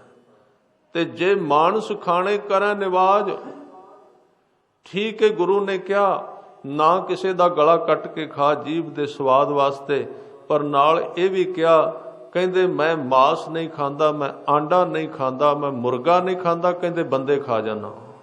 ਇਹ ਤੇ ਛੱਡ ਦਿੱਤਾ ਸਾਰਾ ਕੁਝ। ਕੀ ਲੋੜ ਹੈ ਮੁਰਦੇ ਖਾਣ ਦੀ, ਜਿਹਨੂੰ ਜਿਉਂਦੇ ਬੰਦੇ ਖਾਣ ਦੀ ਆਦਤ ਪੈ ਜਾਏ, ਮਰਨ ਵੀ ਨਾ। ਨਾਲੋਂ ਨਾਲ ਤੁਸੀਂ ਸੁਣਿਆ ਹੋਵੇਗਾ ਨਾ ਕਿ ਸਧਨਾ ਜੀ ਦਾ ਇੱਕ ਸ਼ਬਦ ਹੈ ਗੁਰੂ ਗ੍ਰੰਥ ਸਾਹਿਬ ਜੀ ਦੀ ਬਾਣੀ ਵਿੱਚ, ਇੱਕੋ ਹੀ ਸ਼ਬਦ, ਨਿਰਪ ਕੰਨਿਆ ਕੇ ਕਾਰਨ ਇੱਕ ਭਇਆ ਭੇਖ ਧਾਰੀ, ਕਾਮਾ ਰਥੀ ਸਵਾਰਥੀ ਵਾਕੀ ਪੈ ਸਵਾਰੀ, ਤਬ ਗੁਣ ਕਹਾ ਜਗਤ ਗੁਰਾ, ਜੋ ਕਰਮ ਨਾ ਨਸੈ ਸਿੰਘ ਸਰਣ ਕਤ ਜਾਈਐ, ਜੋ ਜੰਬੂ ਗਰਸ। ਇੱਕੋ ਹੀ ਸ਼ਬਦ ਹੈ। ਤੇ ਸਧਨਾ ਜੀ ਬਾਰੇ ਇੱਕ ਗਾਥਾ ਹੈ ਕਿ ਉਹਨਾਂ ਦੇ ਪਿਤਾ ਕਸਾਈ ਸਨ, ਕਸਾਈ ਦੀ ਕੰਮ ਕਰਦੇ ਸਨ, ਮਾਸ ਵੇਚਦੇ ਸਨ, ਬੱਕਰੇ ਰੱਖੇ ਸਨ, ਕੱਟਦੇ ਸਨ। ਤਾਂ ਇੱਕ ਦਿਨ ਉਹਨਾਂ ਦੇ ਪਿਤਾ ਗਏ, ਉਹਨਾਂ ਨੇ ਕਿਹਾ, ਸਦਨਿਆ ਮੈਂ ਕਿਤੇ 2 ਦਿਨ ਆਉਣਾ ਨਹੀਂ, ਤੂੰ ਦੁਕਾਨ ਚਲਾਉਣੀ ਏ, ਆ ਮਾਸ ਮੈਂ ਤੈਨੂੰ ਕੱਟ ਕੇ ਦੇ ਦਿੱਤਾ, ਗ੍ਰਾਹਕ ਖਾਲੀ ਨਹੀਂ ਜਾਣਾ ਚਾਹੀਦਾ। ਬੱਚਾ ਸੀ, ਉਹਨੇ ਕਿਹਾ ਕੋਈ ਗੱਲ ਨਹੀਂ, ਕੰਮ ਹੀ ਹੈ। ਵੇਚਦਾ ਰਿਹਾ ਸਾਰਾ ਦਿਨ, ਸਾਰਾ ਮਾਸ ਮੁੱਕ ਗਿਆ। ਇੱਕ ਦਿਨ ਰਾਤ ਜਦੋਂ ਪਈ, ਇੱਕ ਗ੍ਰਾਹਕ ਆ ਗਿਆ। ਕਿਵੇਂ ਬੰਦੇ ਦਾ ਜੀਵਨ ਪਲਟਦਾ। ਇੱਕ ਗ੍ਰਾਹਕ ਆ ਗਿਆ, ਉਹਨੇ ਕਿਹਾ, ਸਦਨਿਆ ਤੇਰਾ ਬਾਪ ਕਿੱਥੇ? ਕਹਿੰਦੇ ਗਿਆ ਹੈ। ਕਹਿੰਦੇ ਮੈਨੂੰ ਮਾਸ ਚਾਹੀਦਾ, ਕਹਿੰਦੇ ਮਾਸ ਤੇ ਹੁਣ ਖਤਮ ਹੋ ਗਿਆ। ਉਹਨੇ ਕਿਹਾ ਮੈਂ ਤੇਰਾ 10 ਸਾਲ ਦਾ ਪੁਰਾਣਾ ਗ੍ਰਾਹਕ ਹਾਂ, ਜੇ ਮੈਂ ਖਾਲੀ ਚਲਾ ਗਿਆ ਮੁੜ ਕੇ ਆਵਾਂਗਾ ਨਹੀਂ, ਮੈਨੂੰ ਜਿੱਥੋਂ ਮਰਜ਼ੀ ਲਿਆ ਕੇ ਦੇ। ਉਹਨੇ ਕਿਹਾ ਵੀ ਜੇ ਹੁਣ ਸਾਰਾ ਬੱਕਰਾ ਵੱਢਿਆ ਉਹ ਸਵੇਰ ਨੂੰ ਖਰਾਬ ਹੋ ਜਾਏਗਾ, ਸਾਰਾ ਵੱਢਿਆ ਤਾਂ ਖਰਾਬ ਹੋ ਜਾਏਗਾ, ਮੈਂ ਹੁਣ ਕੱਟ ਨਹੀਂ ਸਕਦਾ। ਪਰ ਉਹ ਜਿਹੜਾ ਗ੍ਰਾਹਕ ਸੀ ਉਹਨੇ ਇੱਕ ਤਰੀਕਾ ਦੱਸਿਆ। ਉਹਨੇ ਕਿਹਾ ਕੋਈ ਗੱਲ ਨਹੀਂ, ਸਾਰਾ ਬੱਕਰਾ ਵੱਢਣ ਦੀ ਕੀ ਲੋੜ ਹੈ, ਇੱਕ ਲੱਤ ਵੱਢ ਲੈ ਦੀ, ਉਹ ਮੈਨੂੰ ਦੇ ਦੇ ਵੱਢ ਕੇ, ਮੇਰਾ ਸਰ ਜਾਏਗਾ, ਬਾਕੀ ਦਾ ਸਵੇਰੇ ਮਾਰ ਲਈ, ਤਾਜ਼ਾ ਰਹਿ ਜਾਏਗਾ। ਮੰਨ ਗਿਆ। ਸਦਨੇ ਨੇ ਟਕਵਾ ਚੁੱਕਿਆ, ਲੱਤ ਵੱਢਣ ਲੱਗਾ ਬੱਕਰੇ ਦੀ ਕਿ ਇੱਕ ਹਿੱਸਾ ਵੱਢ ਲਈ, ਬਾਕੀ ਜਿਉਂਦਾ ਰਹੇ। ਇਹ ਵੀ ਇੱਕ ਪ੍ਰਕਿਰਿਆ ਹੈ। ਸਾਧ ਸੰਗਤ ਅਸੀਂ ਸਦਨੇ ਨੂੰ ਕਵਾਂਗੇ ਬੜਾ ਵੱਡਾ ਪਾਪ ਕਰਨ ਲੱਗਾ ਸੀ। ਇਹ ਪਾਪ ਤੇ ਅਸੀਂ ਰੋਜ਼ ਕਰਨੇ ਆ। ਕਿਸੇ ਦਾ ਗਲ ਵੱਢ ਦਈਏ ਤੇ ਕੰਮ ਖਤਮ ਹੋ ਗਿਆ, ਸਮਾਪਤੀ ਹੋ ਗਈ। ਪਰ ਅਸੀਂ ਤੇ 1-1 ਇੰਚ ਵੱਢਨੇ ਆ ਬੰਦੇ ਨੂੰ, 1-1 ਇੰਚ ਵੱਢ ਕੇ ਖਾਂਦੇ ਆ। ਤੇ ਦੂਰ ਦੀ ਗੱਲ ਨਹੀਂ, ਘਰਾਂ ਦੇ ਵਿੱਚ ਪਰਿਵਾਰ ਦੇ ਮੈਂਬਰ ਪਰਿਵਾਰ ਦੇ ਦੂਜੇ ਮੈਂਬਰਾਂ ਨੂੰ 1-1 ਇੰਚ ਕਰਕੇ ਖਾਈ ਜਾਂਦੇ ਨੇ, ਛੋਟਾ ਛੋਟਾ ਕਰਕੇ। ਉੱਥੇ ਫਿਰ ਸੁਖਮਣੀ ਸਾਹਿਬ ਕੀ ਕਰੇਗਾ? ਇਹ ਤਰਕ ਨਾ ਸਮਝਣਾ ਕਿ ਮੈਂ ਨਾ ਇਹ ਕਹਿ ਰਿਹਾ ਵੀ ਬਾਣੀ ਨਾ ਪੜੋ, ਇਹ ਨਹੀਂ ਕਹਿ ਰਿਹਾ। ਮੇਰਾ ਮਤਲਬ ਹੈ ਵੀ ਜੇ ਕੜਛੀ ਨੂੰ ਰਸਨਾ ਨਹੀਂ ਲੱਗੀ ਤੇ ਭਾਵੇਂ ਫਿਰਦੀ ਰਹੇ ਉਹ ਸਾਰੀਆਂ ਦੇਗਾਂ ਵਿੱਚ, ਕੀ ਅਰਥ ਨਿਕਲਣਗੇ ਉਹਦਾ ਕੁਝ ਨਹੀਂ ਬਣੇਗਾ। ਅੰਦਰ ਇੱਕ ਚੀਜ਼ ਹੈ ਬੰਦੇ ਦੇ, ਜਿੰਨਾ ਚਿਰ ਉਹ ਚੇਂਜ ਨਹੀਂ ਹੁੰਦੀ, ਕੋਈ ਕਰਮ ਸਵਾਰੇਗਾ ਨਹੀਂ ਸਾਡਾ। ਕੁਝ ਕੌੜਾ ਇਹਦੇ ਵਿੱਚ। ਇਹ ਸ਼ਬਦ ਕੁਝ ਸ਼ਰਧਾ ਨੂੰ ਤੋੜਦੇ ਲੱਗਦੇ ਨੇ, ਪਰ ਐਸਾ ਹੈ ਨਹੀਂ। ਉਹ ਸ਼ਰਧਾ ਹੀ ਨਹੀਂ ਜਿਸ ਨੂੰ ਇਹ ਤੋੜਦੇ ਨੇ, ਕਿਉਂਕਿ ਸ਼ਰਧਾ ਕਦੀ ਕਿਸੇ ਸ਼ਬਦ ਨਾਲ ਟੁੱਟਦੀ ਨਹੀਂ ਜਦੋਂ ਉਹ ਪੈਦਾ ਹੋ ਜਾਏ। ਤਾਂ ਇਹ ਤਾਂ ਹਰ ਇੱਕ ਥਾਂ ਤੇ ਜਦੋਂ ਸਦਨੇ ਨੇ ਟਕਵਾ ਚੁੱਕਿਆ ਨਾ, ਉਸ ਬੱਕਰੇ ਦੀ ਲੱਤ ਕੱਟਣ ਵਾਸਤੇ ਇੱਕ ਗਾਥਾ ਹੈ, ਕਹਾਣੀ ਉਹਨਾਂ ਦੇ ਜੀਵਨ ਦੀ। ਕਹਿੰਦੇ ਨੇ ਬੱਕਰਾ ਖੁੱਲ ਕੇ ਹੱਸਿਆ, ਇਹ ਲਿਖਿਆ ਹੋਇਆ ਉਹਦੇ ਵਿੱਚ, ਬੱਕਰਾ ਖੁੱਲ ਕੇ ਹੱਸਿਆ। ਹੁਣ ਤੁਸੀਂ ਵੇਖਿਆ ਹੋਵੇਗਾ ਬੱਕਰੇ ਹੱਸਦੇ ਨਹੀਂ ਕਿਤੇ। ਔਰ ਜਦੋਂ ਮੈਂ ਸੁਣਾ ਰਿਹਾ ਤੇ ਕਈ ਕਹਿਣਗੇ ਵੀ ਇਹ ਤੇ ਇੱਕ ਬਹੁਤ ਵੱਡਾ ਝੂਠ ਲੱਗਦਾ ਹੈ, ਜੋੜਿਆ ਹੋਇਆ। ਉਹ ਕਹਿਣਗੇ ਬੱਕਰੇ ਨਹੀਂ ਹੱਸਦੇ। ਸਾਧ ਸੰਗਤ, ਬੱਕਰੇ ਹੱਸਦੇ ਨਹੀਂ, ਬੰਦੇ ਦੇ ਮਨ ਦੀ ਇੱਕ ਵਾਪਸੀ ਆਵਾਜ਼ ਹੈ। ਜੇ ਤੇ ਬੰਦਾ ਜਾਗਿਆ ਤੇ ਕੰਧਾਂ ਵੀ ਬੋਲਦੀਆਂ ਨੇ, ਕੰਧਾਂ ਵਿੱਚੋਂ ਵੀ ਕੋਈ ਸੁਣ ਲੈਂਦਾ ਹੈ ਜੇ ਬੰਦਾ ਜਾਗਿਆ। ਨਹੀਂ ਤੇ ਸਾਰਾ ਗੁਰੂ ਗ੍ਰੰਥ ਸਾਹਿਬ ਦੇ ਅਰਥ ਵੀ ਸਾਹਮਣੇ ਰੱਖ ਦਿਓ, ਬੰਦਾ ਇੱਕ ਵੀ ਸ਼ਬਦ ਨਹੀਂ ਸੁਣੇਗਾ। ਉਹ ਖੁਦ ਨਹੀਂ ਨਾ ਖੁੱਲਿਆ ਉਸ ਦਾ ਅੰਦਰ, ਤੇ ਗੁਰੂ ਕੀ ਕਰੇਗਾ, ਸ਼ਬਦ ਕੀ ਕਰਨਗੇ। ਬੜਾ ਹੁਣ ਤੇ ਪ੍ਰਬੰਧ ਕਹਿੰਦੇ ਗੁਰੂ ਗ੍ਰੰਥ ਸਾਹਿਬ ਜੀ ਮੈਂ ਛੋਟੀ ਜਿਹੀ ਡੱਬੀ ਵਿੱਚ ਭਰ ਲਿਆ, ਬਸ ਸੁਣਦੇ ਰਹੀਦਾ, ਸੱਚਖੰਡ ਆਪਣਾ ਹੀ ਹੈ। ਚੰਗੀ ਗੱਲ ਹੈ, ਪਰ ਭੁਲੇਖੇ ਵਿੱਚ ਨਾ ਪੈ ਜਾਣਾ। ਰਾਵਣ ਨੂੰ 4 ਵੇਦ ਯਾਦ ਸਨ। ਖਿਆਲ ਰੱਖਣਾ ਇਸ ਚੀਜ਼ ਦਾ। ਬਾਣੀ ਬਹੁਤ ਮਹਾਨ ਹੈ, ਵੱਡੀ ਹੈ, ਪਰ ਤਾਂ ਜੇ ਅਸੀਂ ਬਦਲਣ ਵਾਸਤੇ ਤਿਆਰ ਹੋਏ, ਆਪਣੇ ਆਪ ਨੂੰ ਬਦਲਿਆ, ਕੰਧਾਂ ਵੀ ਬੋਲ ਪੈਂਦੀਆਂ ਨੇ ਜਦੋਂ ਬੰਦਾ ਸੁਣਨ ਵਾਸਤੇ ਤਿਆਰ ਹੋਵੇ। ਜ਼ਰੂਰੀ ਨਹੀਂ ਜੇ ਅਸੀਂ ਸੁਣਨ ਵਾਸਤੇ ਤਿਆਰ ਨਹੀਂ, ਕੁਝ ਵੀ ਨਹੀਂ ਬੋਲਦਾ। ਭਾਈ ਵੀਰ ਸਿੰਘ ਜੀ ਦਾ ਇੱਕ ਫਿਕਰਾ ਮੈਨੂੰ ਯਾਦ ਆਇਆ। ਉਹ ਕਹਿੰਦੇ ਨੇ ਇੱਕ ਫੁੱਲ ਬੋਲਿਆ, ਫੁੱਲ ਵਿੱਚੋਂ ਆਵਾਜ਼ ਆ ਗਈ। ਮੈਂ ਇਸ ਗੱਲ ਉੱਤੇ ਸਿਰਫ ਉਦਾਹਰਨ ਦੇ ਰਿਹਾ। ਬਾਹਰੀ ਤੌਰ ਤੇ ਜੇ ਵੇਖੋ ਤੇ ਉੱਥੇ ਬੱਕਰਾ ਨਹੀਂ ਹੱਸਿਆ, ਪਰ ਉੱਥੇ ਹੱਸਿਆ ਉਹ ਅੰਦਰੋਂ ਸਦਨੇ ਨੇ ਵੇਖਿਆ ਉਸ ਨੂੰ। ਭਾਈ ਵੀਰ ਸਿੰਘ ਕਹਿੰਦੇ ਨੇ ਕਿ ਖਿੜੇ ਹੋਏ ਇੱਕ ਫੁੱਲ ਨੂੰ ਇੱਕ ਧਿਆਨੀ ਸੀ ਧਿਆਨ ਨਾਲ ਪਿਆ ਭਰਦਾ। ਇੱਕ ਧਿਆਨੀ, ਇੱਕ ਯੋਗੀ ਖਿੜੇ ਹੋਏ ਫੁੱਲ ਦੇ ਉੱਤੇ ਧਿਆਨ ਲਾ ਕੇ ਖੜਾ ਸੀ। ਬਾਗ ਵਿੱਚ ਫੁੱਲ ਖਿੜਿਆ ਹੋਇਆ ਸੀ ਬੜਾ ਸੋਹਣਾ, ਉੱਤੇ ਧਿਆਨ ਲਾ ਕੇ ਖੜਾ ਹੈ। ਖਿੜੇ ਹੋਏ ਇੱਕ ਫੁੱਲ ਨੂੰ ਇੱਕ ਯੋਗੀ ਸੀ ਧਿਆਨ ਨਾਲ ਪਿਆ ਭਰਦਾ। ਅਸਾਂ ਪੁੱਛਿਆ, ਭਾਈ ਵੀਰ ਸਿੰਘ ਕਹਿੰਦੇ ਅਸੀਂ ਉਹਨੂੰ ਪੁੱਛ ਲਿਆ, ਅਸਾਂ ਪੁੱਛਿਆ ਜੁੜੇ ਮਨਾ ਤੂੰ ਕਿਉਂ ਪਿਆ ਇਸ ਤੇ ਮਰਦਾ, ਕਿਉਂ ਇਹਨੂੰ ਵੇਖੀ ਜਾਣਾ। ਜੋਗੀ ਧਿਆਨ ਧਰੇਂਦਾ ਹੁੱਟਾ, ਪਰ ਉਹਨੇ ਜਵਾਬ ਦਿੱਤਾ ਉਸ ਜੋਗੀ ਨੇ। ਜਦੋਂ ਪੁੱਛਿਆ ਨਾ ਕਿਉਂ ਵੇਖ ਰਿਹਾ ਉਸ ਨੂੰ, ਤਾਂ ਜੋਗੀ ਨੇ ਕਿਹਾ ਇਸ ਨੂੰ ਜੀਭ ਲਾਉਣ ਦਾ ਯਤਨ ਪਿਆ ਹਾਂ ਕਰਦਾ। ਮੈਂ ਇਸ ਫੁੱਲ ਨੂੰ ਬੁਲਾਉਣ ਦਾ ਯਤਨ ਕਰ ਰਿਹਾ ਵੀ ਬੋਲੇ, ਮੇਰੀ ਗੱਲ ਦਾ ਜਵਾਬ ਦੇ। ਪੁੱਛਿਆ ਕੀ ਇਹਦੇ ਤੋਂ ਪੁੱਛਣਾ। ਯੋਗੀ ਨੇ ਕਿਹਾ ਮੈਨੂੰ ਪੁੱਛਣਾ ਬਈ ਤੂੰ ਖਿੜਿਆ ਕਿਉਂ ਹੈ, ਤੇਰੇ ਵਿੱਚੋਂ ਸੁਗੰਧੀ ਕਿਉਂ ਆ ਰਹੀ। ਭਾਈ ਸਾਹਿਬ ਕਹਿੰਦੇ ਨੇ ਜੋਗੀ ਧਿਆਨ ਧਰੇਂਦਾ ਹੁੱਟਾ, ਪਰ ਫੁੱਲ ਜੀਭ ਨਾ ਪਾਈ। ਜੋਗੀ ਪੁੱਛਦਾ ਰਿਹਾ ਪਰ ਫੁੱਲ ਬੋਲਿਆ ਨਾ, ਆਵਾਜ਼ ਨਹੀਂ ਆਈ ਜੋਗੀ ਨੂੰ। ਪਰ ਭਾਈ ਸਾਹਿਬ ਕਹਿੰਦੇ ਜੀਭ ਚੁੱਪ ਤਾਂ ਬੋਲ ਰਹੀ ਸੀ, ਪਰ ਜੋਗੀ ਨੂੰ ਨਾ ਦਿਸਾਈ। ਫੁੱਲ ਦੀ ਚੁੱਪ ਜੀਭ ਤਾਂ ਕੁਝ ਕਹਿ ਰਹੀ ਸੀ, ਪਰ ਉਸ ਜੋਗੀ ਦੇ ਕੰਨ ਨਹੀਂ ਸਨ ਸੁਣਨ ਵਾਲੇ। ਉਹ ਕੀ ਕਹਿ ਰਹੀ ਸੀ, ਕੂਕ ਕੂਕ ਪਿਆ ਸੋਹਣਾ ਆਖੇ ਸਾਨੂੰ ਖਬਰ ਨਹੀਂ ਹੈ ਕਾਈ, ਖਿੜਨ ਖਿੜਾਵਣ ਬਾਜੋਂ ਸਾਨੂੰ ਹੋਰ ਸਾਰ ਨਹੀਂ ਹੈ ਕਾਈ। ਖਿੜਨ ਤੋਂ ਬਿਨਾ ਸਾਨੂੰ ਕੰਮ ਹੀ ਕੋਈ ਨਹੀਂ ਹੈ। ਫੁੱਲ ਨੂੰ ਜੀਭ ਲਾ ਦਿੱਤੀ ਇੱਕ ਕਵੀ ਨੇ। ਜਦੋਂ ਬੰਦੇ ਦਾ ਅੰਦਰ ਬੋਲਦਾ ਉਦੋਂ ਫੁੱਲ ਵੀ ਬੋਲਦੇ ਨੇ, ਉਦੋਂ ਕੰਧਾਂ ਵੀ ਬੋਲਦੀਆਂ ਨੇ, ਉਦੋਂ ਸਾਧ ਸੰਗਤ ਆਕਾਸ਼ ਵੀ ਬੋਲਦਾ, ਉਦੋਂ ਧਰਤੀ ਵੀ ਬੋਲਦੀ ਹੈ। ਗੁਰੂ ਰਾਮਦਾਸ ਜੀ ਕਹਿੰਦੇ ਨਾ, ਧਰਤ ਆਕਾਸ਼ ਪਤਾਲ ਹੈ ਮੇਰੀ ਜਿੰਦੜੀਏ, ਸਭ ਹਰ ਹਰ ਨਾਮ ਧਿਆਵੈ ਰਾਮ। ਕਹਿੰਦੇ ਮੈਂ ਧਰਤੀ ਵੱਲ ਵੇਖਣਾ ਤੇ ਉਹਦੇ ਵਿੱਚੋਂ ਵੀ ਨਾਮ ਦੀ ਆਵਾਜ਼ ਆਉਂਦੀ, ਆਕਾਸ਼ ਵੱਲ ਵੇਖਣਾ ਤੇ ਉਹਦੇ ਵਿੱਚੋਂ ਵੀ ਨਾਮ। ਮਹਾਰਾਜ ਸਾਨੂੰ ਤੇ ਗੁਰਦੁਆਰੇ ਵਾਲੇ ਸਪੀਕਰ ਵਿੱਚੋਂ ਵੀ ਕੋਈ ਨਹੀਂ ਸਮਝ ਆਉਂਦੀ, ਤੁਹਾਨੂੰ ਧਰਤੀ ਵਿੱਚੋਂ ਵੀ ਆ ਰਹੀ ਹੈ। ਕੀ ਜਵਾਬ ਦੇਣਗੇ।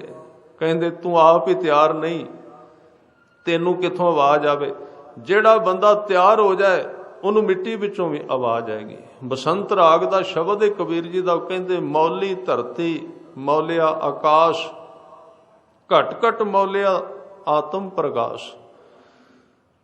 ਆਤਮ ਪ੍ਰਗਾਸ਼ ਜਦੋਂ ਬੰਦੇ ਦਾ ਆਪਣਾ ਆਪ ਮੌਲਿਆ ਦੇ ਅਰਥ ਨੇ ਖਿੜ ਗਿਆ, ਫਿਰ ਧਰਤੀ ਵੀ ਖਿੜ ਪਈ ਤੇ ਆਕਾਸ਼ ਵੀ। ਹਰ ਇੱਕ ਥਾਂ ਖਿੜਿਆ ਦਿਸਦਾ, ਆਪਣੇ ਆਪ ਤੇ ਡਿਪੈਂਡ ਹੈ ਬਾਹਰ ਸਾਰਾ। ਸਾਰਿਆਂ ਦਾ ਸੰਸਾਰ ਆਪਣੇ ਅੰਦਰ ਨਾਲ ਜੁੜਿਆ ਹੈ। ਜਿਵੇਂ ਦਾ ਅੰਦਰ ਹੈ ਉਵੇਂ ਦਾ ਬਾਹਰ ਦਿਸੇਗਾ, ਹੋਰ ਕੋਈ ਸੰਸਾਰ ਨਹੀਂ ਬਾਹਰ। ਮੌਲੀ ਧਰਤੀ ਮੌਲਿਆ ਆਕਾਸ਼, ਘਟ ਘਟ ਮੌਲਿਆ ਆਤਮ ਪ੍ਰਗਾਸ਼। ਦੁਤੀਆ ਮੌਲੇ ਚਾਰ ਵੇਦ। ਇਹਦੇ ਅਰਥ ਬਹੁਤ ਖਿੱਚਦਾਇਕ ਨੇ। ਕਬੀਰ ਜੀ ਕਹਿੰਦੇ ਨੇ ਚਾਰ ਵੇਦ ਜਿਹੜੇ ਨੇ ਨਾ, ਜਦੋਂ ਕੋਈ ਵੇਦੀ ਬਣਦਾ ਨਾ, ਪਾਠੀ, ਵੇਦਾਂ ਦਾ ਪਾਠੀ ਬਣਦਾ, ਪੰਡਤ ਦਾ ਪੁਜਾਰੀ ਬਣਦਾ, ਤੇ ਵੇਦ ਦਾ ਪਾਠ ਸਿੱਖਦਾ ਔਖਾ ਬੜਾ, ਮਹਿੰਗਾ ਬਹੁਤ। ਸੰਸਕ੍ਰਿਤ ਕਈ ਭਾਸ਼ਾਵਾਂ ਨੇ, ਮਸਾਂ ਧੱਕੇ ਨਾਲ ਵਿਚਾਰਾ ਸਿੱਖਦਾ, ਬੜੀ ਮਿਹਨਤ ਕਰਕੇ ਜਦੋਂ ਸਿੱਖ ਲੈਂਦਾ ਤੇ ਰੋਜ਼ ਉਹਨੂੰ ਪੜ੍ਹਨਾ ਪੈਂਦਾ ਮਜਬੂਰਨ, ਰੋਟੀ ਨਹੀਂ ਚੱਲਦੀ ਨਾ ਪੜ੍ਹੇ ਤਾਂ। ਉਹ ਫਿਰ ਜਦੋਂ ਪੜ੍ਹਦਾ ਨਾ ਤੇ ਅੰਦਰੋਂ ਕਲਪਦਾ ਵੀ ਇਹ ਕੀ ਗੱਲ ਪੈ ਗਿਆ, ਰੋਜ਼ ਉਹੀ ਗੱਲ, ਰੋਜ਼ ਉਹੀ ਗੱਲ, ਇੱਕੋ ਹੀ ਗੱਲ। ਉਹਦੇ ਵਿੱਚੋਂ ਕਹਿੰਦੇ ਉਹਨੂੰ ਕੋਈ ਰਸ ਨਹੀਂ ਆਉਂਦਾ। ਕਬੀਰ ਜੀ ਕਹਿੰਦੇ ਨੇ ਮੈਂ ਪੁਜਾਰੀ ਨਹੀਂ ਮੰਦਰ ਦਾ, ਪਰ ਹੁਣ ਮੇਰਾ ਅੰਦਰ ਖਿੜ ਗਿਆ, ਜੇ ਮੈਂ ਵੇਦ ਪੜ੍ਹਨਾ ਤੇ ਵੇਦ ਵੀ ਖਿੜੇ ਹੋਏ ਨੇ। ਬਾਣੀ ਉਹੀ ਹੈ, ਵੇਦ ਉਹੀ ਨੇ, ਸਾਧ ਸੰਗਤ ਪਾਠ ਉਹੀ ਹੈ ਜਪਜੀ ਸਾਹਿਬ ਦਾ, ਜਿਹੜਾ ਆਦਮੀ ਵੈਸੇ ਕਰਦਾ, ਬੱਧਾ ਰੁਝਾ ਕਰਦਾ। ਜਿੱਦਣ ਗੁਰੂ ਕਿਰਪਾ ਕਰਦਾ ਫਿਰ ਉਹੀ ਜਪਜੀ ਸਾਹਿਬ ਪਰਤ ਪਰਤ ਕੇ ਪੜ੍ਹਦਾ, ਉਸ ਨੂੰ ਵਾਰ-ਵਾਰ ਪੜ੍ਹਦਾ ਹੈ। ਕਿਉਂ? ਅੰਦਰ ਖਿੜ ਗਿਆ, ਅੰਦਰ ਟਿਕ ਗਿਆ। ਦੁਤੀਆ ਮੌਲੇ ਚਾਰ ਵੇਦ, ਸਿਮਰਤ ਮੌਲੀ ਸਿਉ ਕਤੇਬ। ਸਿਮਰਤੀਆਂ ਵੀ ਖੁਸ਼ ਹੋਈਆਂ ਦਿਸਦੀਆਂ ਨੇ। ਤੇ ਇੱਕ ਐਸੀ ਗੱਲ ਕਹਿ ਦਿੱਤੀ, ਕਹਿੰਦੇ ਸ਼ੰਕਰ ਮੌਲਿਓ ਜੋਗ ਧਿਆਨ। ਸ਼ੰਕਰ ਕਹਿੰਦੇ ਨੇ ਸ਼ਿਵ ਜੀ ਨੂੰ, ਤੇ ਸ਼ੰਕਰ ਦਾ ਕੰਮ ਤੇ ਖਿੜਨ ਨਾਲ ਦੱਸੀ ਨਹੀਂ, ਉਹ ਤੇ ਮੌਤ ਦਾ ਦੇਵਤਾ ਕਹਿੰਦੇ ਨੇ। ਸ਼ੰਕਰ ਸ਼ਿਵ ਜੀ ਨੂੰ ਤੇ ਮੌਤ ਦਾ ਦੇਵਤਾ ਕਹਿੰਦੇ ਨੇ। ਗਲ ਵਿੱਚ ਸੱਪ ਪਵਾਇਆ ਹੋਇਆ, ਉਹਦੀ ਤਸਵੀਰ ਵਿੱਚ ਸਵਾਹ ਮਲੀ ਹੈ, ਸ਼ਮਸ਼ਾਨ ਘਾਟ ਵਿੱਚ ਉਹਦੀ ਫੋਟੋ ਲੱਗੀ ਵਿਚਾਰੇ ਦੀ। ਉਹਨੂੰ ਤੇ ਕਹਿੰਦੇ ਨੇ ਵੀ ਇਹ ਤੇ ਮੌਤ ਦਾ ਦੇਵਤਾ ਹੈ।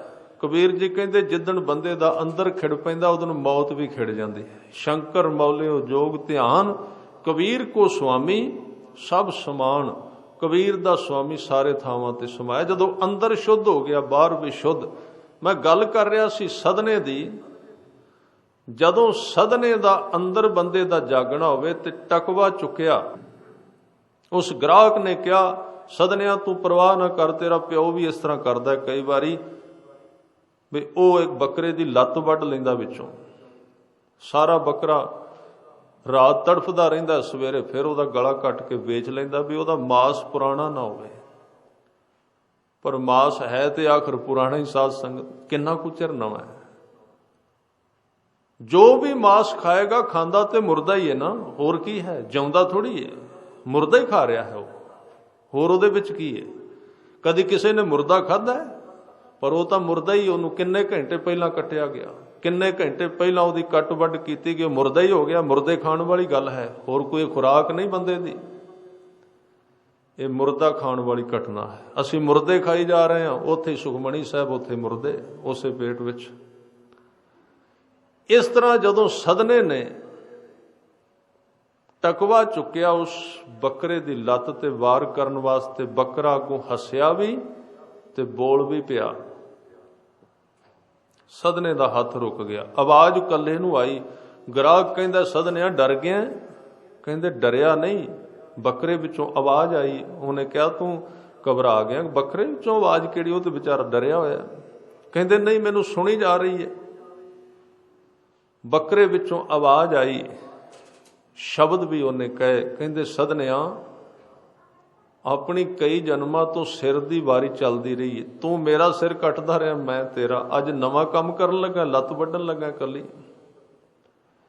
ਤੂੰ ਕਿੰਨੀ ਵਾਰੀ ਮੇਰਾ ਸਿਰ ਕੱਟਿਆ, ਮੈਂ ਕਿੰਨੀ ਵਾਰੀ ਤੇਰਾ ਕੱਟਿਆ। ਕਿੰਨੇ ਜਨਮਾਂ ਵਿੱਚ ਲੈਣ ਦੇਣ ਕਰਦੇ ਰਹੇ ਹਾਂ। ਇਹ ਸੱਚ ਹੈ। ਆ ਜੋ ਕੁਝ ਹੋ ਰਿਹਾ ਸੰਸਾਰ ਵਿੱਚ, ਦੁੱਖ ਸੁੱਖ, ਇੱਕ ਦੂਜੇ ਦੇ ਸਿਰ ਹੀ ਆਪਾਂ ਕੱਟ ਰਹੇ ਹਾਂ। ਕਦੀ ਕਿਸੇ ਅਗਲੇ ਨੇ ਕੱਟੇ ਸਨ, ਹੁਣ ਅਸੀਂ ਕੱਟੀ ਜਾ ਰਹੇ ਹਾਂ, ਕੋਈ ਸਾਡਾ ਕੱਟੀ ਜਾ ਰਿਹਾ। ਕਹਿੰਦੇ ਹੁਣ ਤੂੰ ਨਵਾਂ ਕੰਮ ਸ਼ੁਰੂ ਕਰ ਦਿੱਤਾ, ਹੁਣ ਲੱਤ ਕੱਟੇਗਾ, ਮੈਂ ਸਾਰੀ ਰਾਤ ਤੜਫਾਂਗਾ, ਦੇਖ ਲੈ ਜੇ ਤੂੰ ਵੀ ਕਟਾਉਣੀ ਹੈ ਤਾਂ।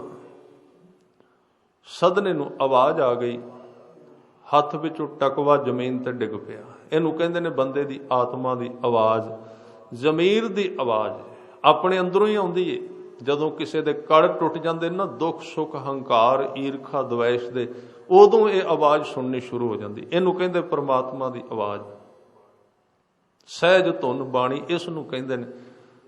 ਉਹਨੇ ਟਕਵਾ ਸਿੱਟ ਦਿੱਤਾ ਤੇ ਜਿਹੜਾ ਗ੍ਰਾਹਕ ਆਇਆ ਸੀ ਉਹਨੂੰ ਜਵਾਬ ਦੇ ਦਿੱਤਾ। ਕਹਿਣ ਲੱਗੇ ਮੇਰਾ ਇਸ ਕੰਮ ਨਾਲ ਕੋਈ ਲੈਣਾ ਦੇਣਾ ਨਹੀਂ ਹੈ, ਮੈਂ ਇਹਦੇ ਨਾਲ ਕੋਈ ਸੰਬੰਧ ਨਹੀਂ।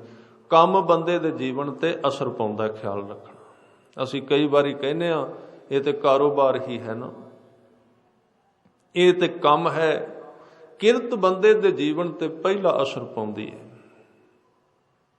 ਮੇਰੇ ਇਹ ਵੀ ਸੁਣਨ ਵਿੱਚ ਆਇਆ ਕਿ ਵਿਦੇਸ਼ ਵਿੱਚ ਆਪਣੇ ਕਈ ਗੁਰਸਿੱਖਾਂ ਦੇ ਪੈਟਰੋਲ ਪੰਪ ਨੇ, ਬੜੇ ਵੱਡੇ ਵੱਡੇ ਉਹਨਾਂ ਦੇ ਕਾਰੋਬਾਰ ਨੇ, ਤੇ ਆਮ ਪੈਟਰੋਲ ਪੰਪਾਂ ਤੇ ਉੱਥੇ ਸਿਗਰਟ ਵਿਕਦੀ ਹੈ। ਉਹ ਸਿਗਰਟ ਉਹਨਾਂ ਦੀ ਕਮਾਈ ਦਾ ਹਿੱਸਾ ਹੈ। ਇੱਕ ਪਾਸੇ ਉਹ ਗੁਰੂ ਕੇ ਸਿੱਖ ਨੇ, ਇੱਕ ਪਾਸੇ ਉਹ ਬਾਣੀ ਪੜ੍ਹਦੇ ਨੇ, ਇੱਕ ਪਾਸੇ ਪੈਟਰੋਲ ਪੰਪ ਹੈ, ਨਾਲ ਉਹਨਾਂ ਦੇ ਸਿਗਰਟ ਦੇ ਉਹ ਬਣੇ ਹੋਏ ਨੇ ਸਾਧਨ ਵੇਚਣ ਦੇ, ਤੇ ਉਹਨਾਂ ਦੇ ਆਦਮੀ ਵੇਚ ਰਹੇ ਨੇ। ਮਾਇਆ ਤੇ ਉਹਨਾਂ ਕੋਲ ਹੀ ਆ ਰਹੀ ਹੈ ਨਾ। ਉਹ ਕਹਿ ਰਹੇ ਨੇ ਅਸੀਂ ਕਿਹੜਾ ਨੂੰ ਹੱਥ ਲਾਉਣੇ। ਹੱਥ ਲਾਉਣ ਦਾ ਸਵਾਲ ਨਹੀਂ ਹੈ। ਕਾਰੋਬਾਰ ਕਿਵੇਂ ਦਾ ਹੈ, ਕੰਮ ਕਿਵੇਂ ਦਾ ਹੈ, ਉਹ ਪ੍ਰਭਾਵ ਪਾਏਗਾ।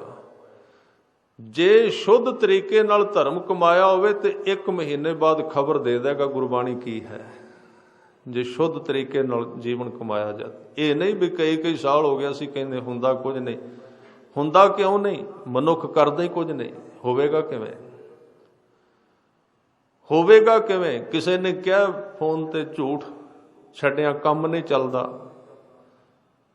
ਕਹਿਣ ਲੱਗੇ ਝੂਠ ਦੇ ਬਾਰੇ ਤੁਸੀਂ ਬੋਲਿਆ ਤੇ ਕੰਮ ਚੱਲਦਾ ਨਹੀਂ, ਕੀ ਕਰੀਏ?